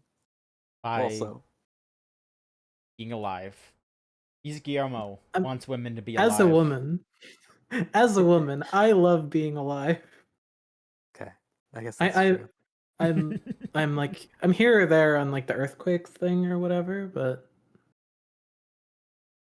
I mean, I don't know. I think that might just be something you have to figure out. You might have to figure out being really into Earth. I don't know. What's everyone's favorite national disaster? Oh. Tornado probably. I like Or, like, flash flooding. Flash flooding. Okay, yeah, it can be fun if you're in like a mountain range. It's scary, you know. Got a lot of options. Avalanches. Yeah, I was gonna say Avalanche, I'm yeah. an avalanche like mudslide kind of guy. You know, the rolling earth, scary. Also kind of.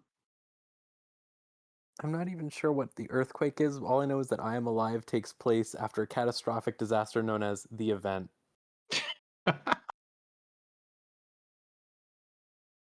You know, technically speaking, everything in life happens after the event. That's It's true. just it's just a different measure of what the event we are talking about. Listen, okay, Atari folks, because they've been doing a lot of like merchandising recently.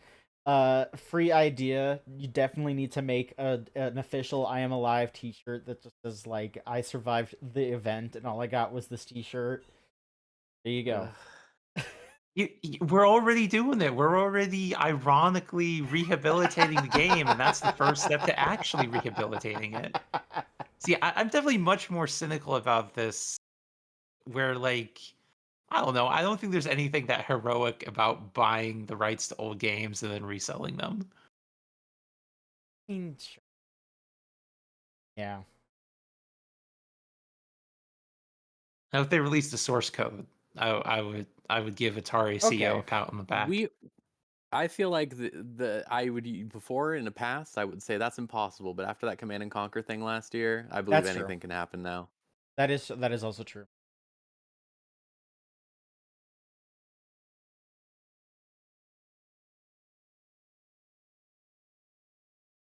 And last bit of news here.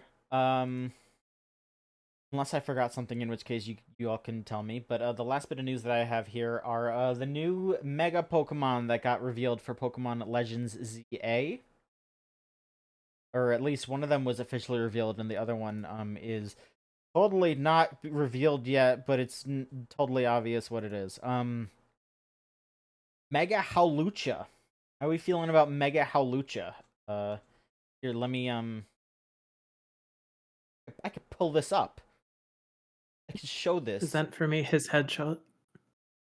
Yeah, I can show you what it looks like.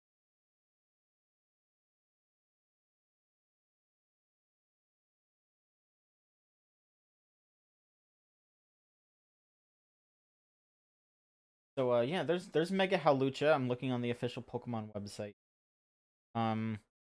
They basically they pretty much just went, oh hey, what if we made Hawlucha dressed up like a luchador that's doing a pay-per-view match instead of just a luchador? Gave him like the gold trim, golden mask, fancy pants. Does it enhance his attack and defense? I still think of like the wrestling themed Pokemon that I know about. I'd probably give it to Incineroar more. I'm not gonna lie.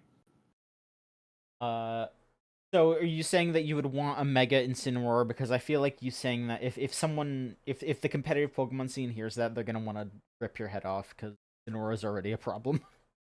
It wouldn't be the first time that I've expressed an opinion that people have wanted to kill me for, but I can admit that I'm uninformed. I just think that I would Incineroar is a nicer looking Pokemon.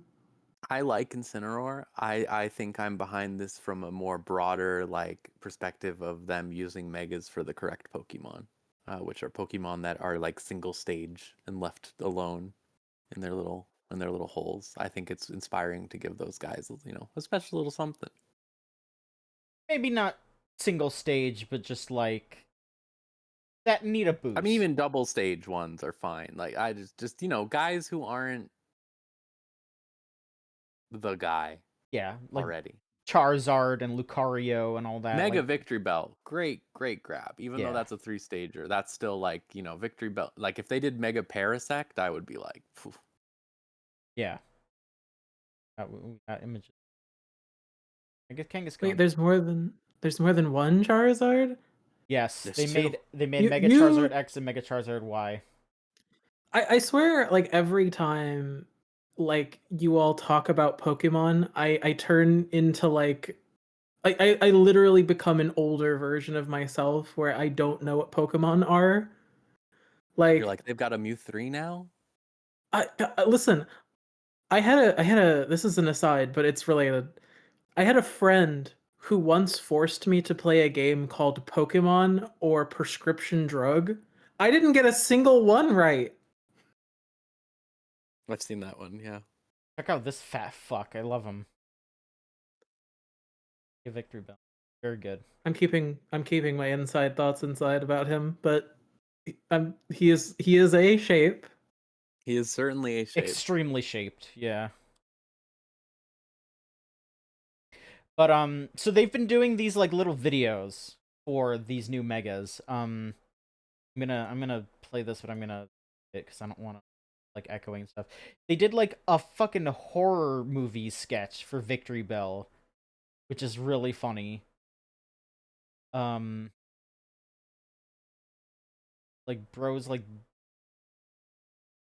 jumping out of stuff. It's scary. It's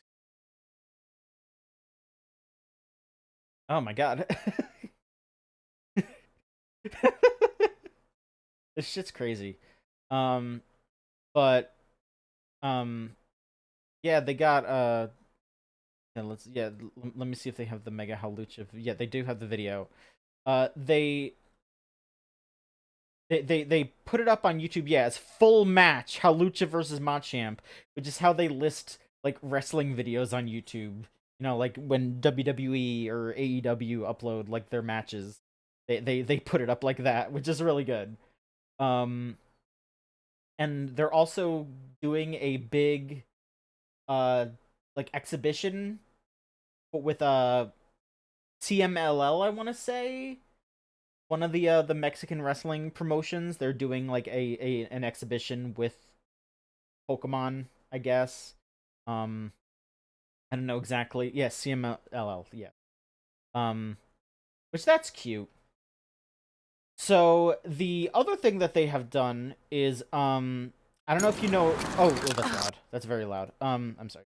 Um, is hey, you know the Pokemon Malamar?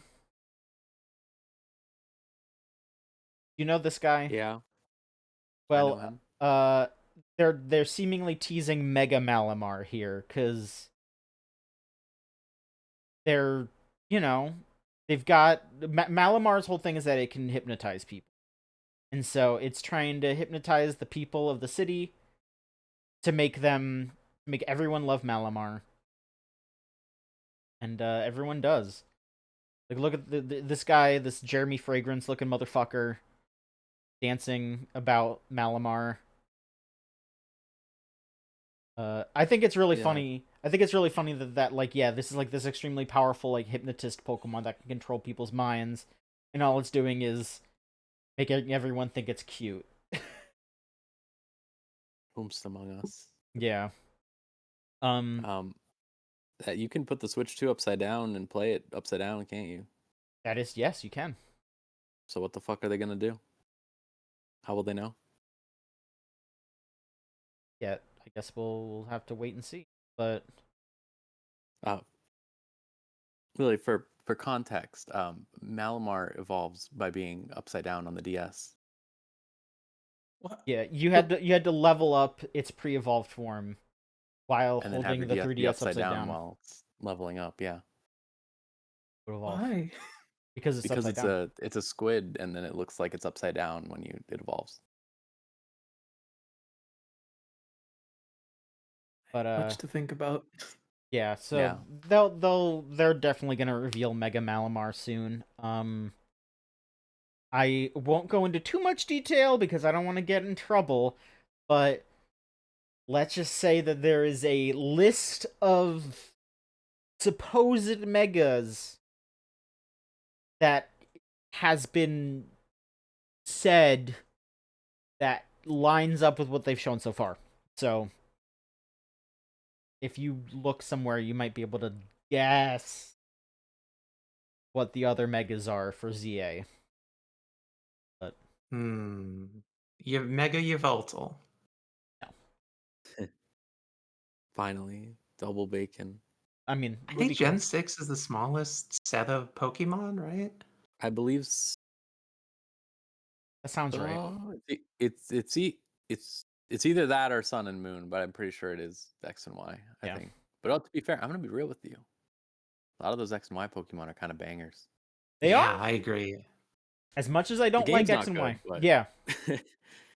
but you look at that fucking Esper, holy cow! Pokemon. Mega Flowey, Oh, or whatever Undertale? it's called, the flower one. Oh, Flabebe. Oh, yeah. I love baby.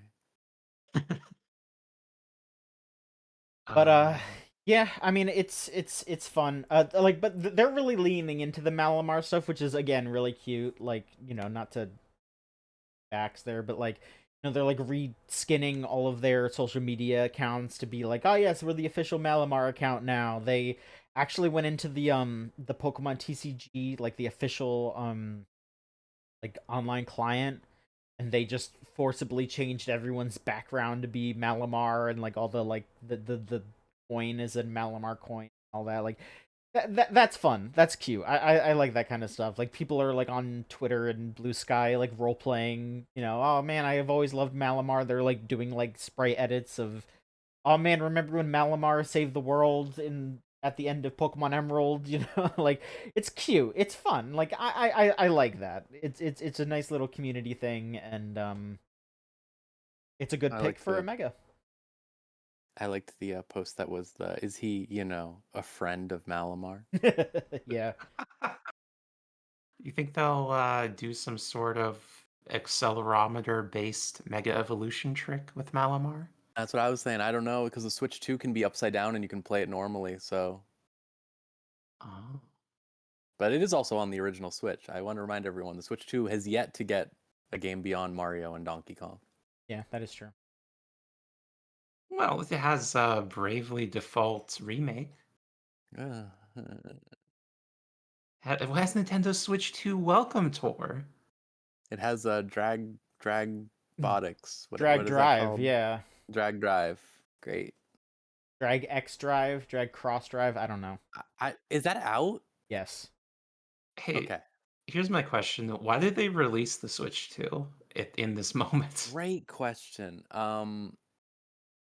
Because they knew that everyone would fall for it. They were waiting for the event. Yeah. Once the event happened, the Switch 2 had to be released. They're not even sending out dev kits. That's my favorite thing. This is my Fell for It Again award, everybody. John, I just assume that you're gonna. It's fine. I support you. You love your little pocket monsters. You're playing Scarlet and Violet at 60 FPS, going yay. Oh, I am. You know it. That's I fine. mean, Like, why do I have a PlayStation 5? It was so I could play my freaking Final Fantasy at 60 to 100 whatever FPS. we're all bastards. They really are turning consoles into PCs. I'll play Final Fantasy 16 eventually, and I probably will never own a Switch. You don't have to. No, you don't understand. The Okay. the event for me was becoming a JRPG fan when my brain was still developing. And so the event has to play all of them. No, I understand. I played the demo of FF16, and there was a specific moment where I knew that this game didn't have it. It's where your path is blocked by some wood, and instead of pressing X to destroy the wood, you have to go through a slow preset animation. Yeah, I played through that game twice on Final Fantasy mode. And I would say the only shining light is the summon fights. They're pretty cool. I don't know. I don't even know about that. The Titan one's great. I don't know. I love it.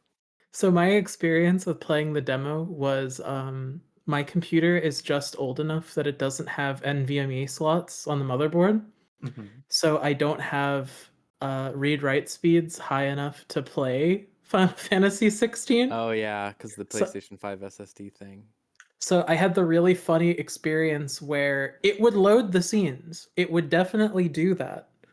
But what would happen is like the Phoenix would get into a pose and then freeze, and you could hear my HDD Oh. desperately hungering for textures, and then he would lock into the next pose like he was doing like katas or something. And every time that froze, it would do like the source engine loading thing where he would just go, the Phoenix, Enix, Enix, Enix, Enix, Enix, Enix, and then it would jump to the next thing.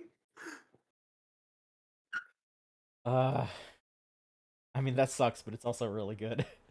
That's not bad. What's Yeah. up next? So yeah, I mean, we've been going for quite a bit.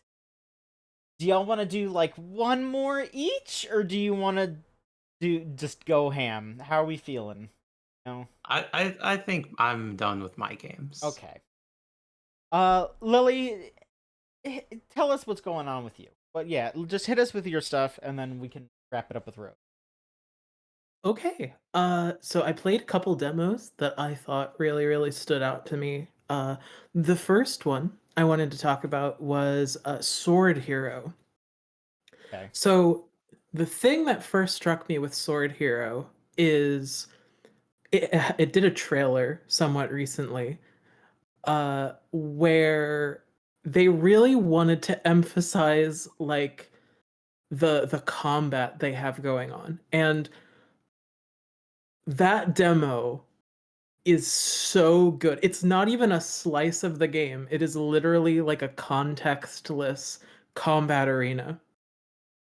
But have any of you played Heroes of Might or Magic, like the first person, like kind of made by Messiah, Arcane? Yeah, Arcane.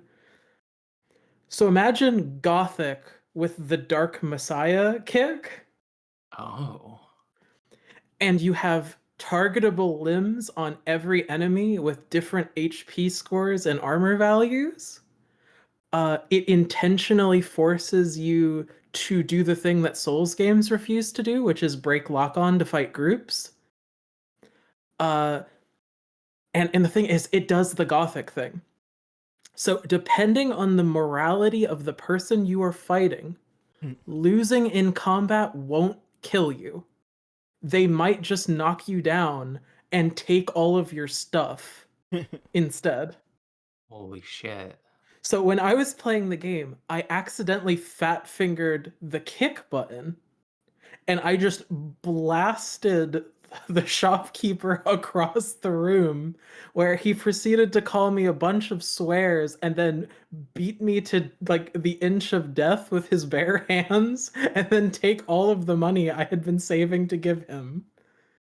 And when I say that rules, like, understand, I love games that allow you to appreciate the granularity of combat. Like, because again, I love Devil May Cry, but a game that lets you like manually target different body parts. And again, they break in real time like Bushido Blade on the PS1.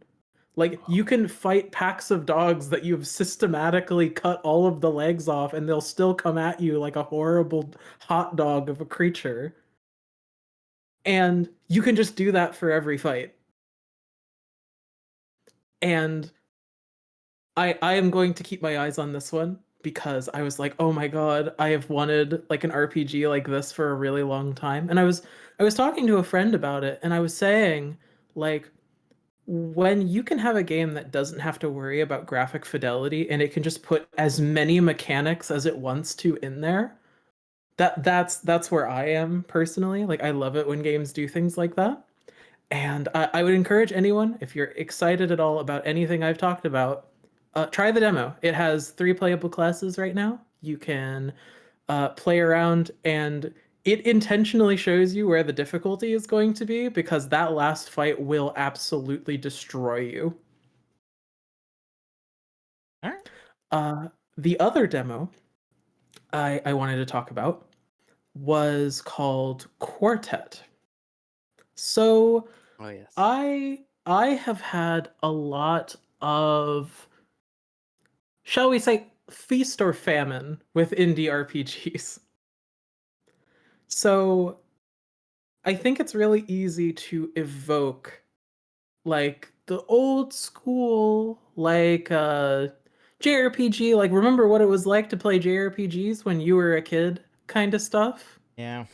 And one of the alt trailers for Quartet, I think, is literally like a bunch of kids playing like an old console, and like they were doing like the bolt gun advertising, where it's like, remember when JRPGs were good, and that made me eye roll. But naturally, I played the demo anyway because I enjoy having my time wasted. My time may not be wasted on this one, so. When you're like watching this, like let me ask you like a general question. What do you think the tone is for this game, John?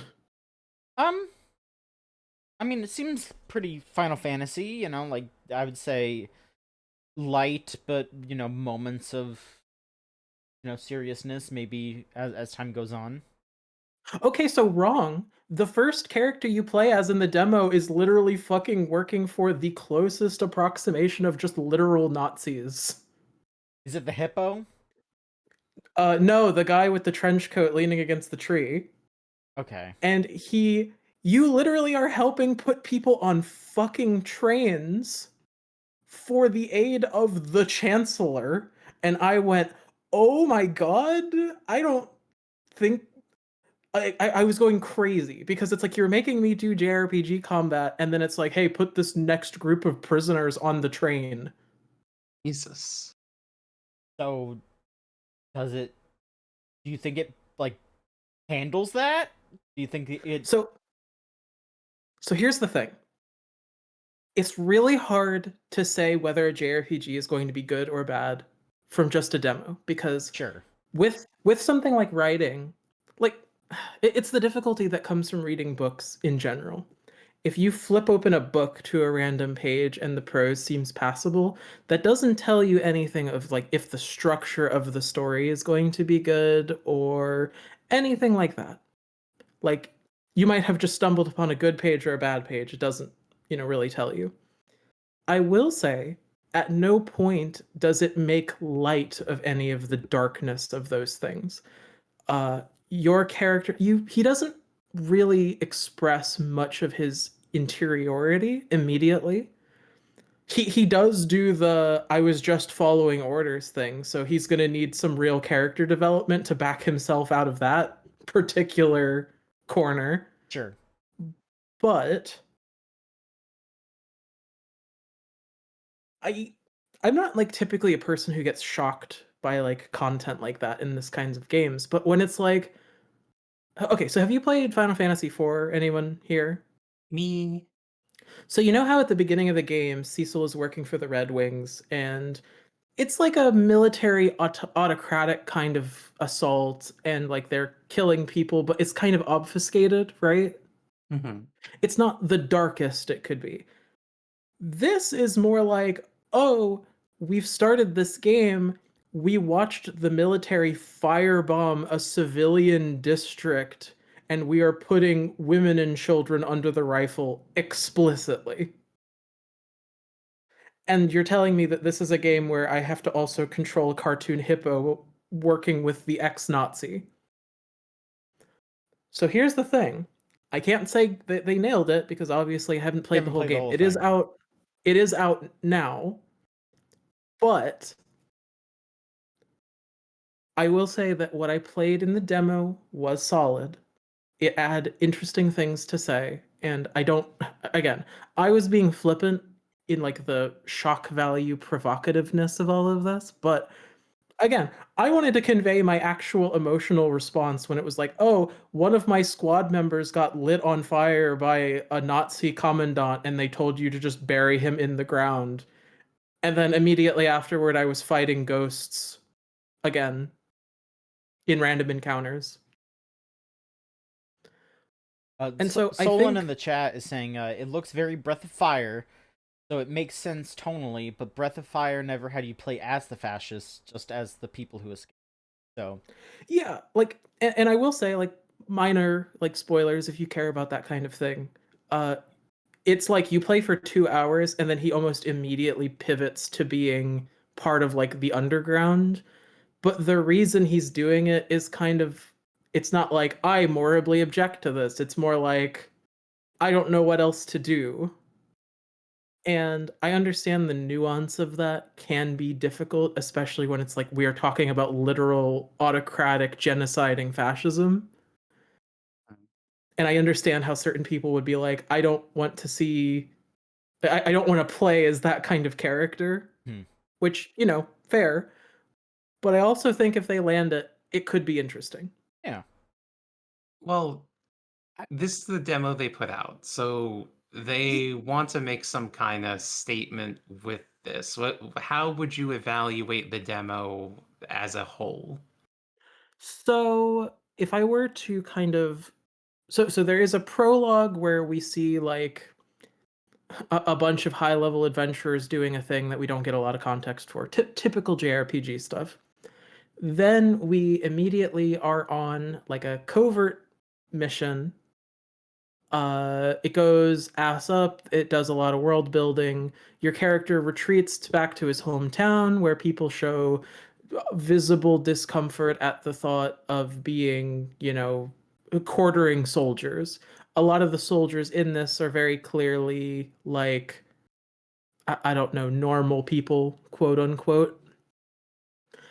And then I think it does the disservice that I think a lot of critiques of fascism do, where it's like, oh, there were Nazis, and those were people who were just following orders. And then there's the black trench coat, you know, Iron Cross wearers who were really into it. And I think that kind of is like one of those things where it's like evil lowercase e and evil uppercase e, which I don't feel like that distinguishment, like I feel like that diminishes the complicity that certain people have in the roles of working with fascism. Having said that, I think that for the completeness of the demo, especially one where you don't have like an option to play as a different character, it was just this one guy who was available. And the story structure is kind of like they're doing like a Saga Frontier thing where you play as every character and then you kind of see how the stories like coalesce by the end. Or I guess Octopath is the closer like contemporary. But I would say that the demo, it again, I don't want to punt on your question, but I guess what I'm trying to say is I would be intrigued to see more myself, but it is really easy to see how they could absolutely tunnel that into the ground from that point with the bar. I think games like Chained Echoes and stuff recently have done those themes and been pretty okay at them. I also want to say, Solon brought Breath of Fire saying you don't play as a fascist.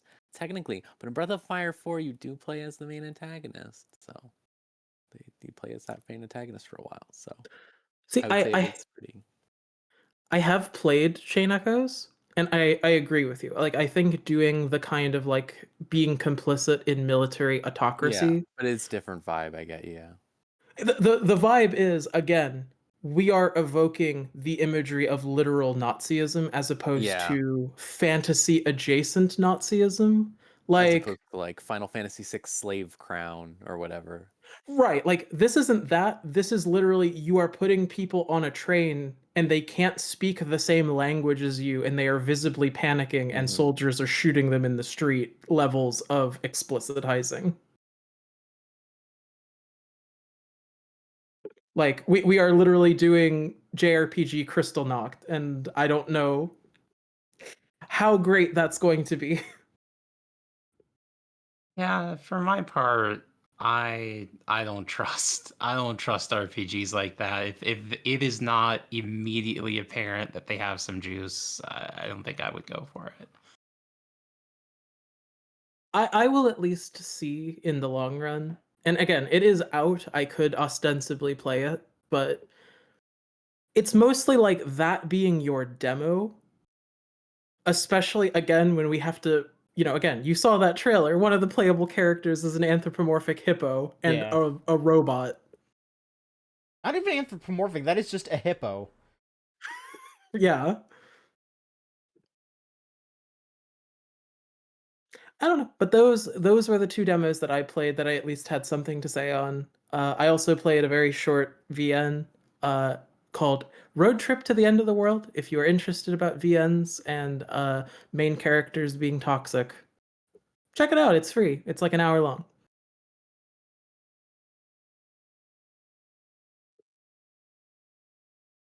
Rose, you want to take us home? Hi. Okay.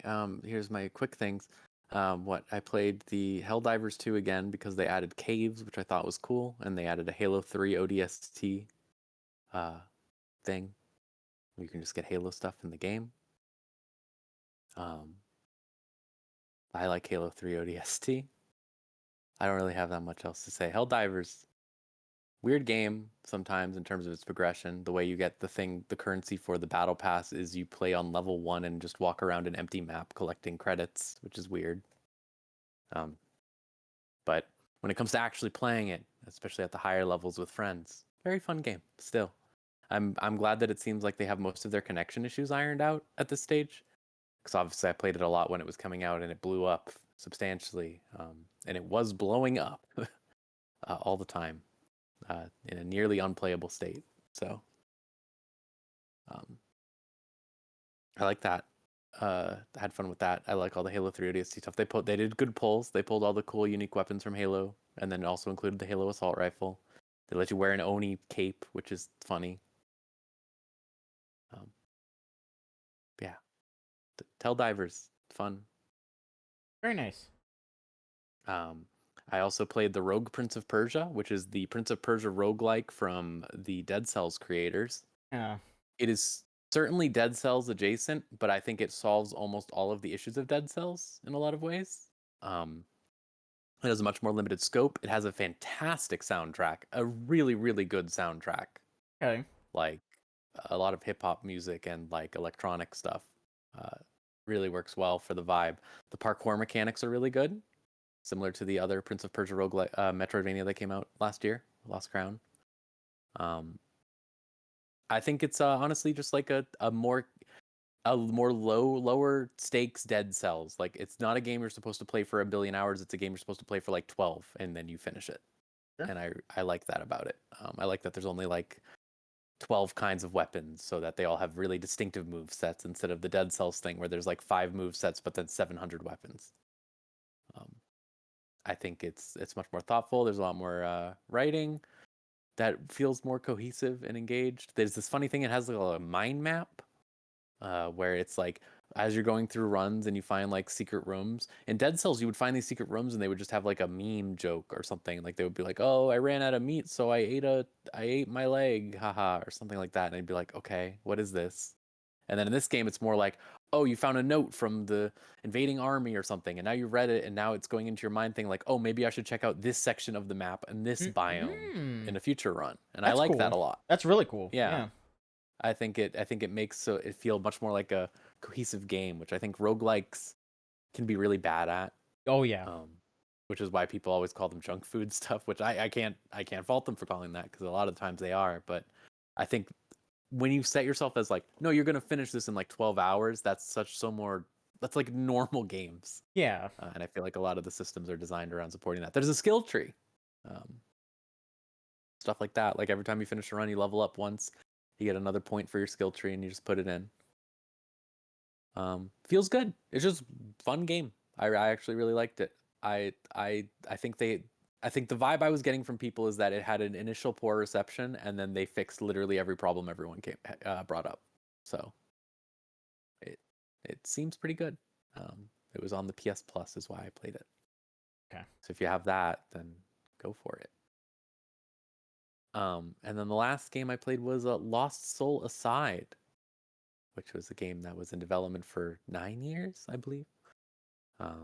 It's part of the China Hero Project for Sony, where they helped fund independent games from China. Other games from that include AI Limit and a couple more that are coming out this year that I can't call off the top of my head. It's a character action style game. You could say hack and slash. I think it has a little bit more depth in line with a character action game than most hack and slashes, but it is very hack and slashy. You play as this guy named Kaiser, and he does sort of look like Buff Noctis from a distance. Final Fantasy 15, but he does have a ponytail, which did not come across to me in any of the box art or anything for this game. But he lives in like a Warhammer style.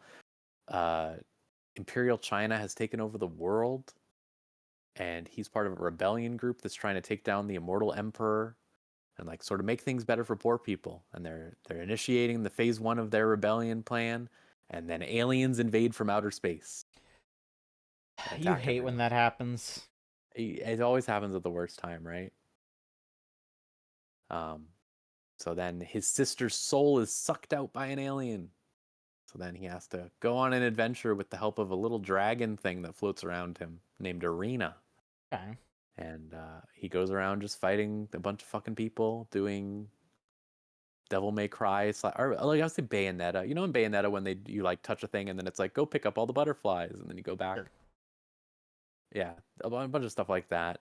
Little combat portal challenges, secret mission DMC style.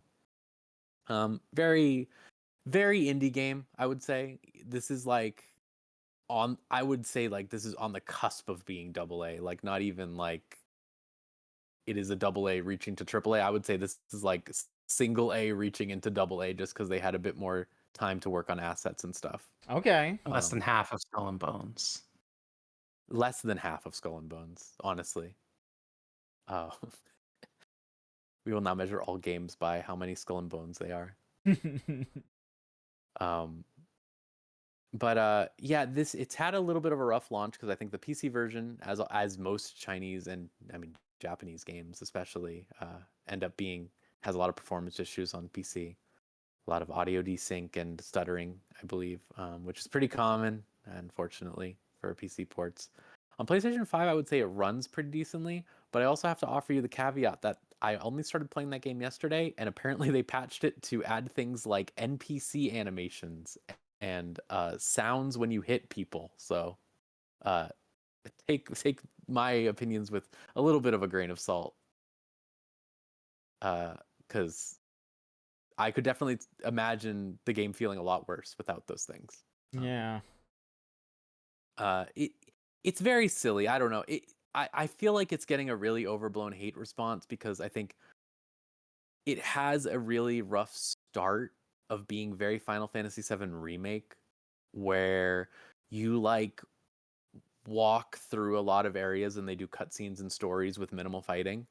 And most of the fighting is very tutorial driven, like, hey, do an attack. Hey, you can dodge, stuff like that. But as you keep getting further in the game, it does start to open up like a Devil May Cry style game. Like you have multiple weapons, you have like different cooldown moves, which is very reminiscent of Final Fantasy 16, but I think they have a much smarter thing going with a lot of them. They're mainly used as like Devil Breaker style things more than anything. There's interesting resource management where I actually like this because I think not enough games are doing this. I don't like how you use stamina for dodge rolls necessarily in a Souls game, for example. But I also don't like in games like Lies of P, even though I love parrying. You know I love parrying. You can kind of just parry forever if you're good at it. In Lost Soul side, I think it's interesting. You have limited amounts of parries you can do before you have to wait like 2 seconds for it to refill. So you do have to be mindful of your positioning and movement and what you're going to be doing at any given time. It's lacking a little bit of weight is I think the main critique as someone who's been playing a lot of Ninja Gaiden recently. Ninja Gaiden is a very weighty game, and I think Devil May Cry also a very weighty game in a lot of ways. Like you feel the impact behind your attacks and sort of the momentum that you're drilling into people. I think that this game has a lot of juggling, which is nice, but sometimes it just feels very weightless. And that can be frustrating because I think the shining point of like games like character action games is that you have that sort of level of oomph and power fantasy. And I think a lot of weight and hit stop, stuff like that. Devil May Cry is really good at hit stop, right? Like when you do a deflection or something like that. It feels really good. And this game doesn't really have a lot of that. Like I said, it barely had weapon sounds or like hit sounds before this new update. Apparently, we just do like a little twing or something like that, and now it's more like normal chops. But that's such a weird thing to have after like such a long development for this game. I'm mostly positive on it, I would say, so far. Okay. Though. A lot of people were complaining about the story. I think that's silly because I don't think Devil May Cry or Ninja Gaiden have good stories as examples of standouts in that genre. Like, I think that they're very perfunctory. I think the issue is like mainly they just front load a lot of it. But I think that so far it's fine. I think the floating dragon head that's just talking all the time is funny. He like if you fuck up a block, sometimes he'll just be like, "Why did you mess that up, dude?" Basically, he'll be like, "Come on, man," or like you'll fall down in a pit and he's like, "Come on, what was that?" Come on. And I like it because it's not all the time. It's just infrequent enough to be kind of funny. Like, yeah, I know. Yeah. Sorry, go on. I was gonna say the main feature I really like is the weapon customization feature, which basically this is dabbling into RPG elements because it was inspired by Final Fantasy 15. And their dabbling is basically you can put things on your weapons to do things like, increase your energy generation for your devil trigger, or increase the chance of getting critical hits or something like that. Stuff like that, just little mundane things. But they're all physical items that go onto your sword, and you get to position and scale the item on your sword or like scythe, etc., all the weapon types. So like I got this cool thing where it's like, I got like a flower, and I put the flower on the middle of the blade, and I made it huge, so it's just like a giant flower in the middle of my sword. And then I got an angel wing, and I put the angel wing on the hilt and made it tiny and put it off the side, so it just looks like it has like this little wing and stuff like that. And I just like that little types of, it's soulful. It's just like it shows they thought of like a fun little thing you could do.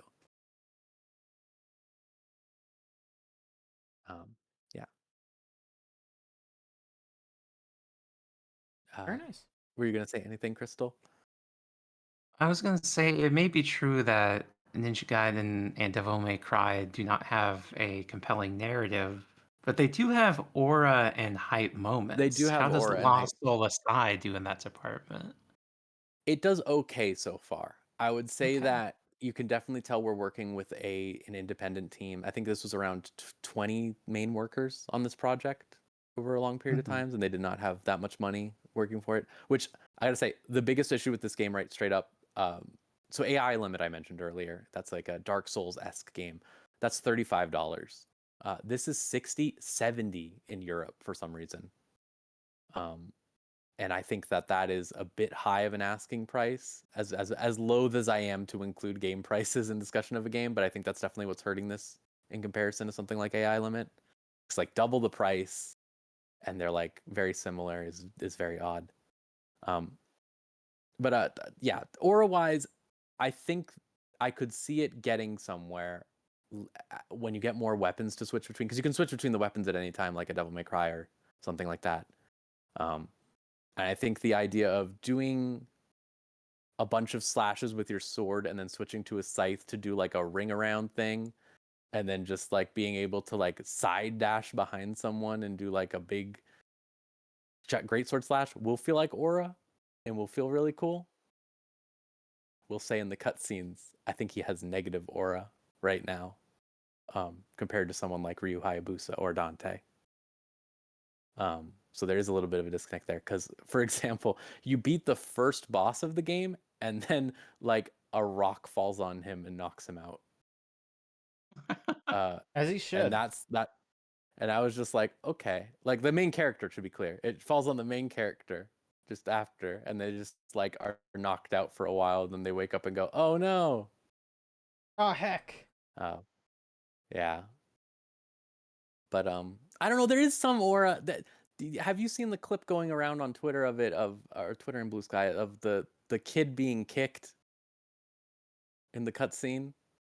Oh. There's this video going around of the really sharp cuts in this game, basically, where they're just walking around this village and it's playing like calm music, and then they pick up an item, and then they walk a little bit to the left, and it just smash cuts to a soldier kicking a child like 30 feet across the like city, and it just like slams into some boxes, and they're like, oh my god, don't attack him. I saw that clip and I thought it was pretty crazy. What's crazier is that Kaiser then jumps like 50 feet into the air and then like dive kicks him and juggles him into the air to kick him a few times. All right. Which is a really something. So there's some aura, but I don't know. Right now it's very much like a less severe version of Forspoken in some ways. Of like, just like, what's going on? I don't really know. I do think it's kind of funny that the dragon you're hanging out with has no idea about anything that's going on, but everyone keeps asking him, and he keeps being like, I can't tell you. And then the main character just goes, that means he doesn't know. Don't look at me, buddy. But I'm interested to see where it goes. I think it's only like 12 hours or something, which is nice. So I think it has multiple difficulties after the fact, like a normal character action game too. So Gotta get good at it. Exactly. All right. Well, I will say one thing that I got up to, because I mean, I've been chipping away more at the Digimon Hackers memory. I'll be honest, I'm kind of done with it in a grand scheme of things, because I already played that original game. Playing that kind of, not back to back per se, but like in the same year. Probably not the smartest thing in the world, but I have to beat it because they're starting to reveal the fucking cards for the new expansion, so I need to not get spoiled. I need to beat the game in the next like week or two, or I'm fucked. Well, So, let me ask you this, John. yeah. Would it be a worse experience to get spoiled or to spend dozens of hours dragging yourself through this game? I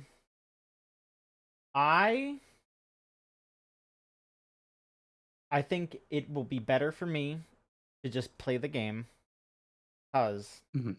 when they show the cards, I'll be able to say, that's just like that part in the game. Because that's what happened with the original Cyber Sleuth.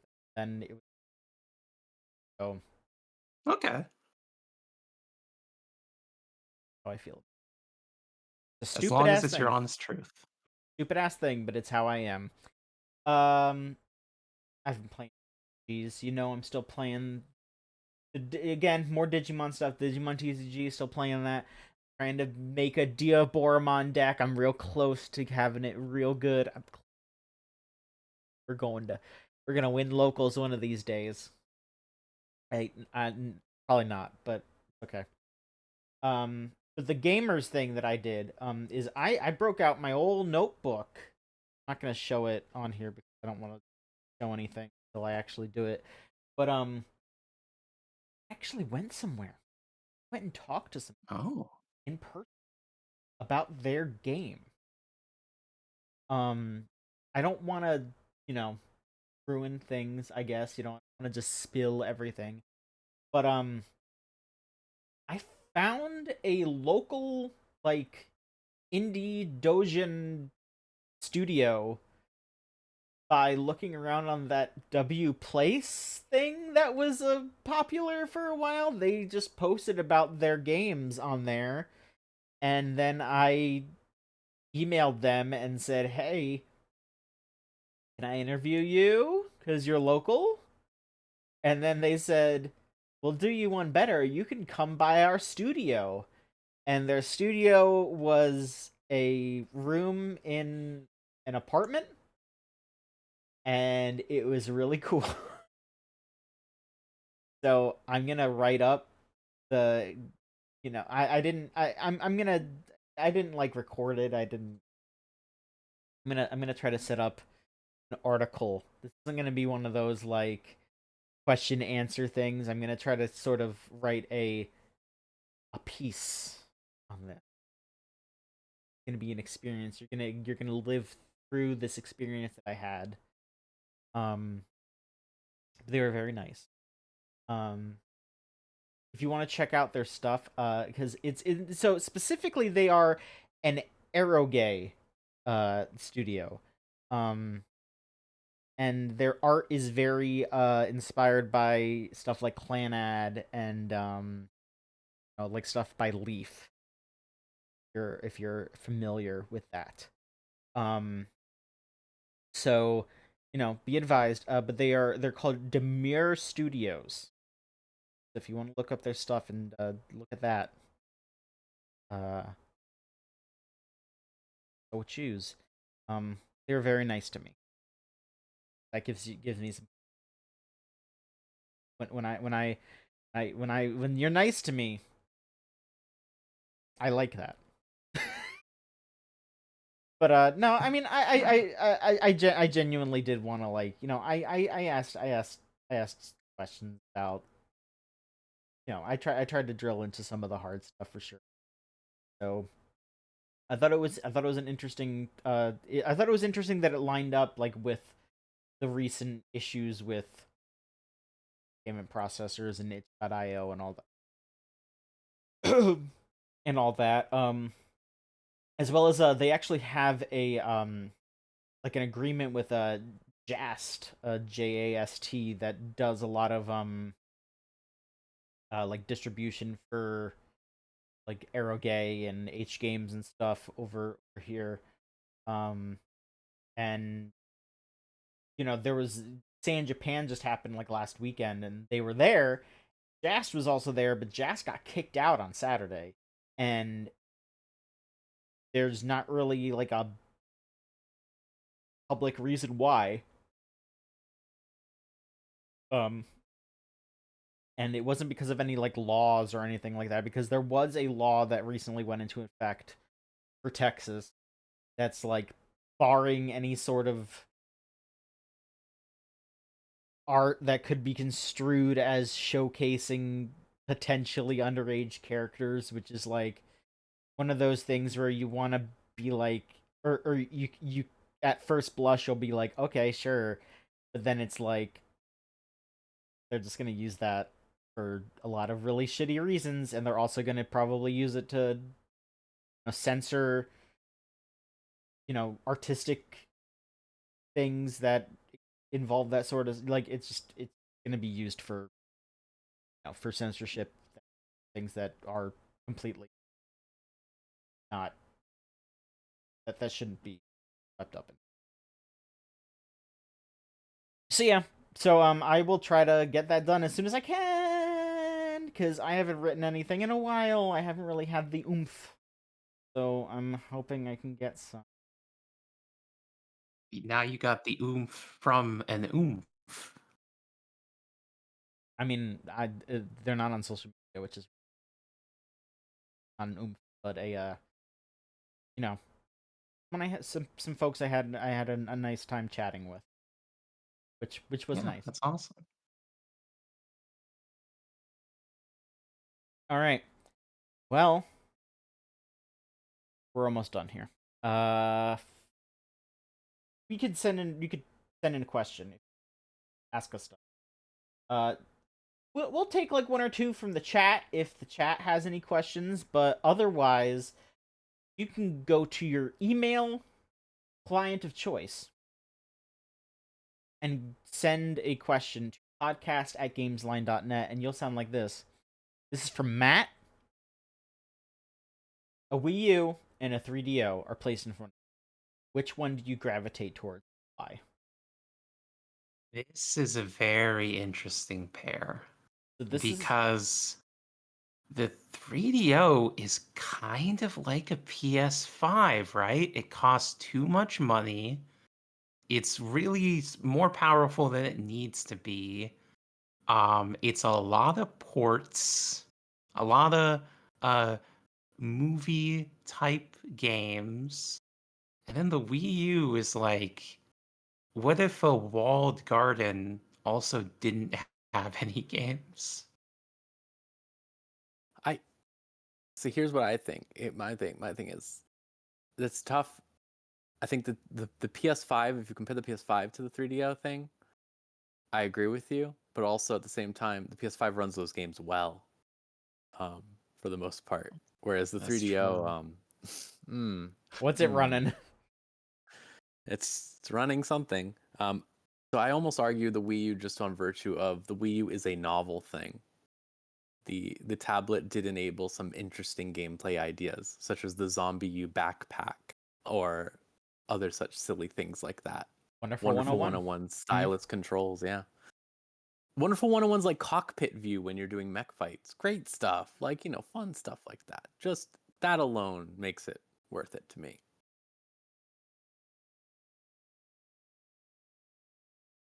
But also, the Kirby Canvas Curse sequel was bad. Mm-hmm. Well, It should have been good. Wii U. But Be- would you rather play games on a 3DO instead of a Wii U? No. Okay. Yeah, they put a Smash Brothers game on Wii U and not on 3DOs. There's my answer. If I ever get tired of the Wii U library, I can play YouTube on my Fisher Price true. device. Yeah. Did you know that ads don't even work on it anymore, I heard? Really? Wow. Yeah, apparently you can just skip to the end of ads now. I think I've watched multiple episodes of Breaking Bad on the Wii U gamepad, so Sure. Really comfortable. yeah. It wasn't bad. It wasn't like Fisher Price, horrible. but like, It worked. I liked holding that shit more than I like holding the Joy-Cons. Let me by think. far. The 3DO lets you play Lucien's Quest by the preeminent studio Micro Cabin. Oh. Well, I take everything back now. You could play Myst That would on be, your television. Look, I guess. That's the argument you make to your wife, right? You can play Mad Well, Dog yeah, McCree. Missed on that's the what that TV, not the computer. it's what makes a lot of these old consoles a little difficult to evaluate because That's true. obviously much better versions of Myst are easily available now. Only a true sicko would be like emulating the 3DO version of Myst instead of just buying it on Steam, right? But at the time, a good port could go a long way. so okay, so I actually have thought about this for a second, and I guess I will just say I would okay, there if someone walked up to me and just said, "Okay, you just get to play either a Wii U or a 3DO right now." Like right now, just approached me and said that. I would say, "Okay, I want to mess around with the 3DO because I have a Wii U. I've messed around with the Wii U, but I've never touched a 3DO. I want to check it out." So I guess my answer would be the 3DO. But if it was like, which one would you want to play for like an extended amount of time, and like which do you think is a better console? Then yeah, probably Wii U.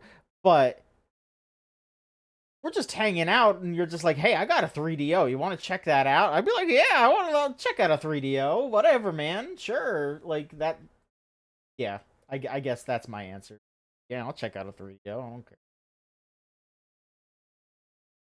I guess if like the ultimate question is like, if we are trapped in this scenario where it's like, do I have access to the entire library of 3DO games? In which case, I might find it novel to play, I don't know, Putt Putt Goes to the Parade on the 3DO.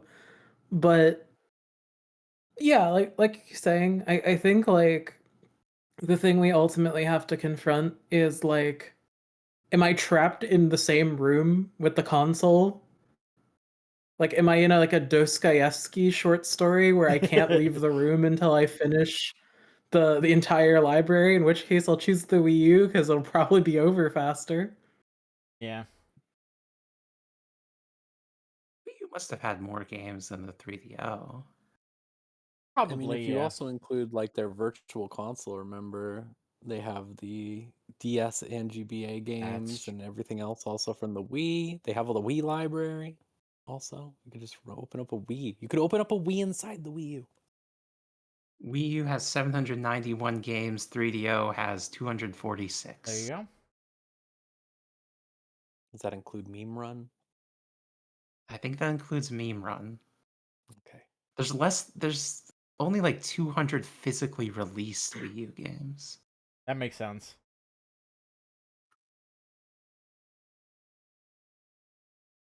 The 3DO has a Yu Yu Hakusho fighting game exclusive, so It's not bad. And then you can play Plumbers Don't Wear Ties. I always want to do that. Solon asked here. Dead Cells snagged Rogue Prince of Persia. Demon Turf got Bubsy 4D. What random indie dev gets the bag next? I could almost see Death's Door getting an official Zelda game or something. Just because Nintendo is not being precious about Zelda anymore between letting Acclaim... Is it Acclaim? Not Acclaim. What am I thinking of? Who are the Octopath developers? The Octopath Well, either team? way. Okay. No. The co-developers of Octopath Traveler is a satellite company, and they made Echoes of Sano. Wisdom. No. Grezzo? No. Fuck. I'll figure it out. I think it is It is Grezzo. Grezzo, It's isn't not it? Grezzo. It's not. It's. Hold on. Yeah, it's Figure Grezzo. it out. It is Grezzo, yeah. It's Grezzo? Uh-huh. Acquire. It's Acquire. It's Acquire. Acquire is who I'm thinking of. Acquire worked on Echoes of Wisdom with Grezzo. Oh, okay. Anyway, that's my point. Really, they let them make that Crypto the Necrodancer Yeah. recently. So I think like Death's Door was pretty much just a Zelda game. So it's possible. Yeah, let someone make Zelda 3, the sequel to Zelda 2. Or the third Oracle game, Inexplicably Now. Yeah. Hell yeah, sure. Noted indie developer Capcom.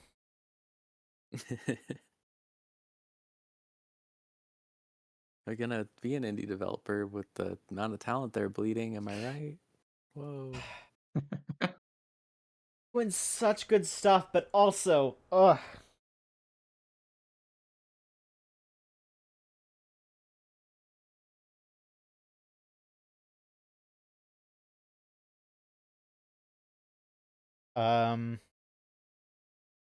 Just let Sukeban make a new Flower, Sun, and Rain or Silver Case. I'm trying to think if there is like a series I would actually want to be revitalized. Like honestly, like I thought it was kind of crazy they let Mercury Steam make Dread. Metroid Dread Yeah. and the Samus Returns. I like both of those. But like before that they just made I don't know. Lords of Shadow is not an indie game, I guess. I should take that back. Yeah, but still. But still, it's like an interesting. I feel like that should happen more. This stuff Yeah. should happen more. Do an indie game jam for Redneck Rampage to see who can make that a playable video game. True. I don't believe that's possible. Asking for possible dream. Give Duke Nukem to New Blood. Okay. That's an answer. There you go. Okay. Okay. You know what? Hmm. Sure. Okay. I want to say actually, I thought of another example of this actually recently. Is they let the blasphemous people make a Ninja Gaiden. That's true. It That was did pretty good. it did kind of get overshadowed by that new Shinobi, I feel, but Yeah. the Ninja Gaiden's still good. Maverick says let horse race tests handle F-Zero. Sure. Who would you get for I Am Alive too? Jade Raymond, bring her back. See the original vision. The don't starve people. Handcuff her to the desk. Yeah. She can't. Don't let her escape.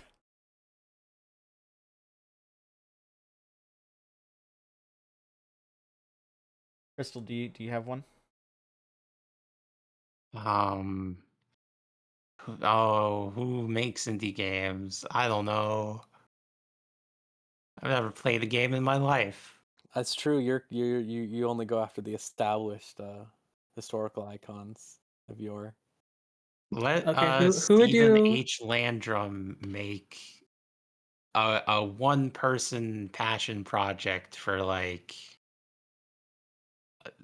the dungeon quest. Okay.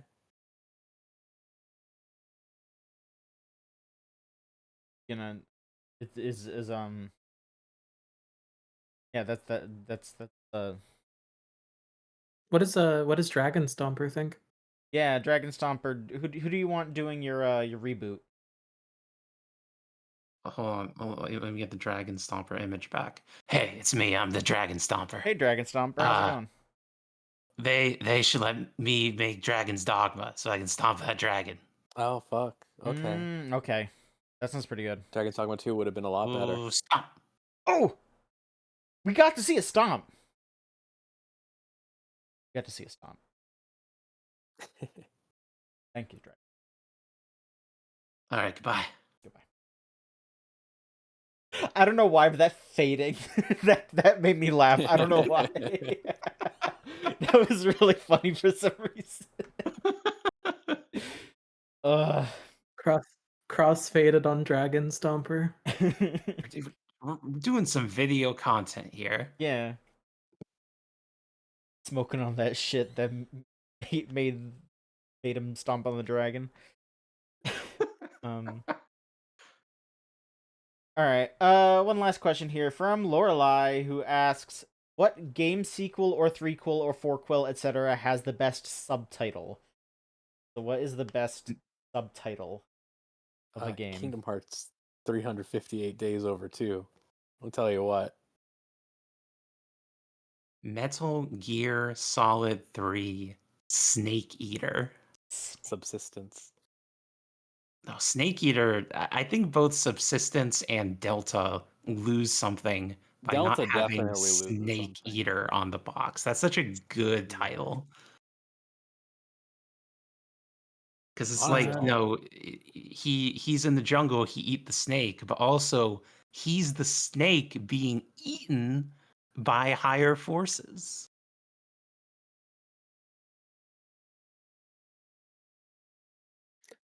Garden of Banban 8, Anti-Devil. That's not bad. That's not bad. It's so fucking good is the thing. When I saw that was the title, I like lost my mind. Then they released that after Garden of Banban 0. Yeah, and also I was looking through that game. I didn't expect this to be a fucking theme in the games that I played recently. Didn't expect Garden of Banban to open in prison. Oh yeah. Yeah, if you know, a lot happens in those games. A lot I happens. highly recommend I watched all of Mandalore Gaming streams of them. Highly recommend that because he just seems mean- really upset the entire time. I had the game forcibly injected into my Steam library, so now until the end, my Steam discovery queue will just be like, hey, because you bought Gartna Banban 8 Anti-Devil, we think that you would like this game. I don't even what Bendy? Is that like it? Is that what they just keep being like Bendy? So the game that I've already gotten recommended to me was like that fake analog horror child TV show. My Friendly Neighborhood. Different one. It's like Oh, good. I could say no different one until the podcast was 8 hours long. I need you to understand that.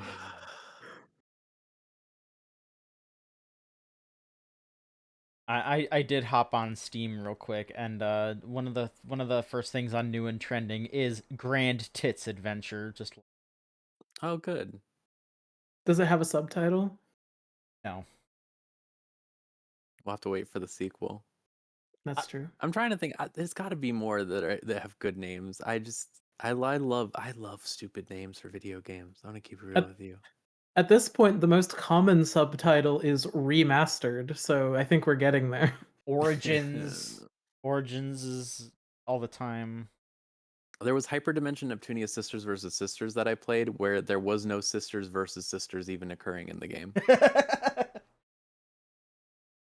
Remastered. Yeah, that was a good one. Remastered was a good one. Maverick does say Yakuza 6 The Song of Life. That is a legitimately very good That's one. pretty good. Yeah, that is a good one. Yakuza Like a Dragon. Yeah. Yeah, like the ones where it's like the Infinite Wealth. That has like nothing to do with the game either. Like I was sitting there the whole time, like when is this wealth gonna come? And it never comes up. Like I don't think there's like Infinite Wealth was the friends Kiryu made along the way. That was the whole point. Trip. That's true, but like yeah, it's so crazy. Like one of the only games where like I mean it's about like control and stuff, but like that's like one of the only games that I could think of where it's like pretty explicitly not about money. It's called Infinite Wealth. Like that's you know, I mean, I guess control of people is worth more than control of money. I if I have to give a genuine answer, I will say Legacy of Kain Defiance. That was pretty good. Soul Reaver also. Both of those like really good names. Maverick again, Yakuza Gaiden, the man who erased his name. That's really good. That's really good. Devil Summoner Raido Kuzunoha versus the Soulless Army. That's true. That's definitely true. Yeah.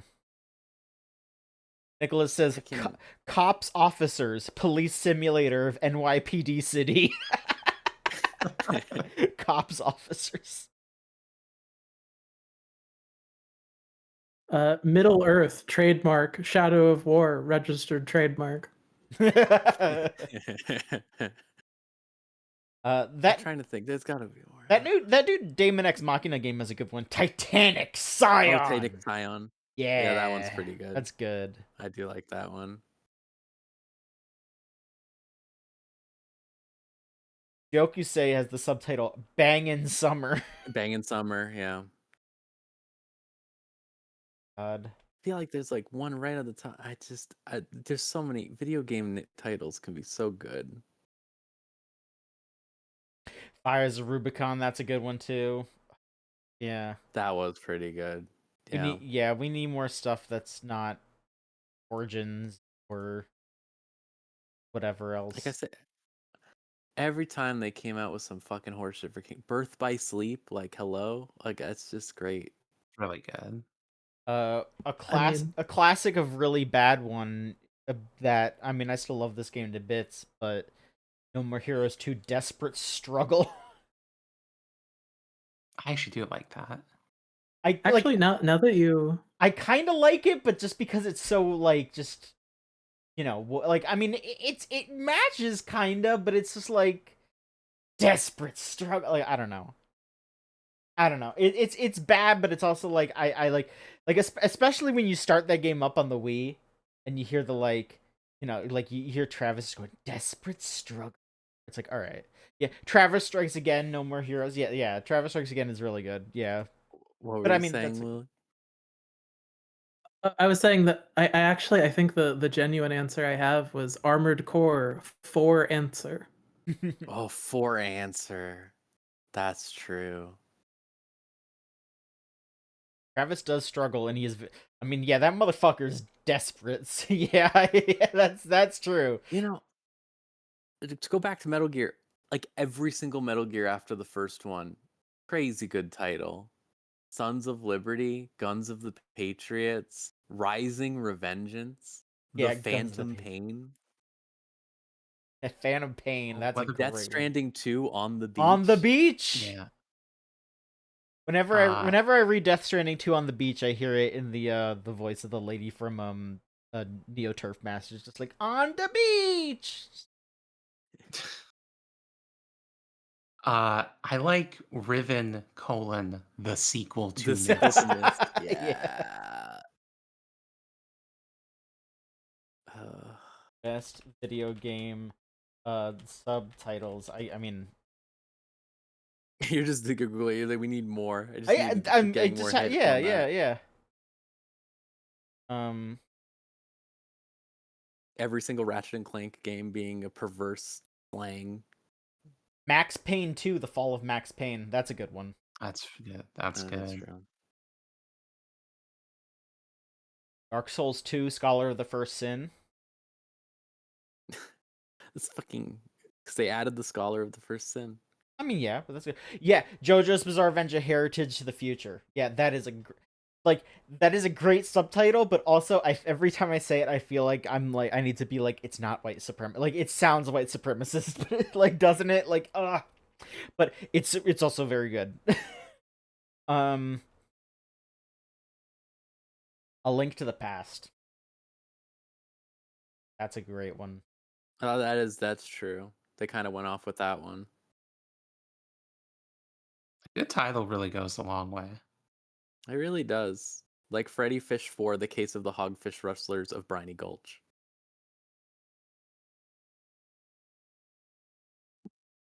When they called the game they made after Five Nights at Freddy's 4 FNAF World.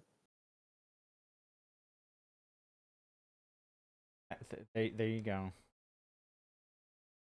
I think we have thoroughly answered this question. Yeah, probably. Eternal Darkness, Sanity's Requiem. That's a good one. Rise, Son of Rome. I really like Guns of the Patriots. Yeah, The 14 expansions have good names. Do they count? that's true. The Shadowbringers is Endwalker. That's a great Endwalker, one. yeah. Yeah.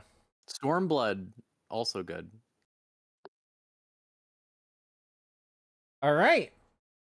That does it.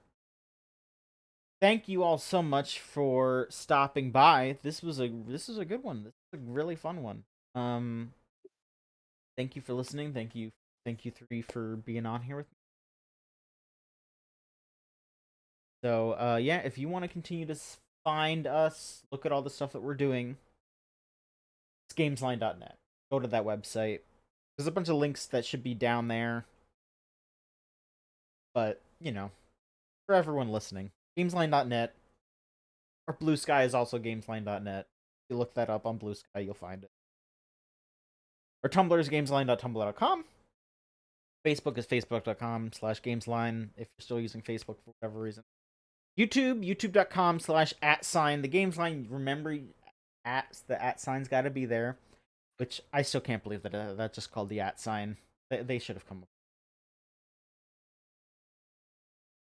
I agree. If you're listening to this on the podcast feed, you can catch us live. We try to be on around like 6 EST, but you know, sometimes life happens and sometimes you're stuck in the rain, drive home. So, you know, sometimes you're a little late. But twitch.tv/GameslineTV. Subscribe to us on there, or follow us. Follow us on there. And subscribe if you can, if you want to. Send the money. We welcome it. But follow us so you get the ping line. If you do want to give us money, the best way to do it is through Patreon. Patreon.com/Gamesline. You can get access to our podcast, our podcast a week early. We're going to be doing our next anime podcast soonish. I don't know exactly when, but when we do, we will be talking about Adolescence of Utena. Later to talk about that. And if you want to hang out with us, yeah, who's spoil it. You want to hang out and chat with us? Our Discord is thegamezone.zone. Type that into your web browser; it'll bring you straight there. And thank you to Melt Channel / Magic Circuit for our theme song "Crush" off of the album Magic is Real. If you want to listen to their stuff, it's meltchannel.bandcamp.com or magic-circuit.bandcamp.com. And as always, I recommend you buy music on Bandcamp Friday. First Friday of every month. Krista, where can people find you? You can find me at Arcane Crystal on Blue Sky. Listen to Eidolon Playtest. The miniseries IGMs is concluded. All 4 episodes are out about the shipwrecked pirates on an island that magnifies the soul. Congratulations on the completedness of that. Any hints on what's next? I'm proud of it. Or, I mean, I'm guessing you're doing something. But... yeah, I mean, the next 2 miniseries are Eidolon Romance, themed after My Chemical Romance, about it's a The Warriors type thing about like Mad Max people in the desert. And then there's also Eidolon Flashback, which is a time travel story about fixing moments of history that are going wrong. Sounds cool. Lily, where can people find you? You can find me at galilis.bsky.social, where you can see my pinned content. That is the YouTube poop that my partner makes 6 inches from my head in the morning. May we all be so lucky. I'm a lucky person. What can I say? And Rose, where can people find you? Yeah, it's fatamorgana.bsky.social over there in Blue Sky. Also Horngal on Twitter sometimes. And I'm john.gamesline.net. You can also type that in to look at all the stuff that I post on Gamesline as well, which hopefully comes more. Thank you very much, everybody, for your time, for checking us out, for supporting us however you can, monetarily or by spreading us around, sharing a link to what we do, a direct link, or a repost helps a lot. So we appreciate it. Thank you so much for listening. We'll be back next week. Another episode of the Gamesline podcast. Come on. Bye. Goodbye.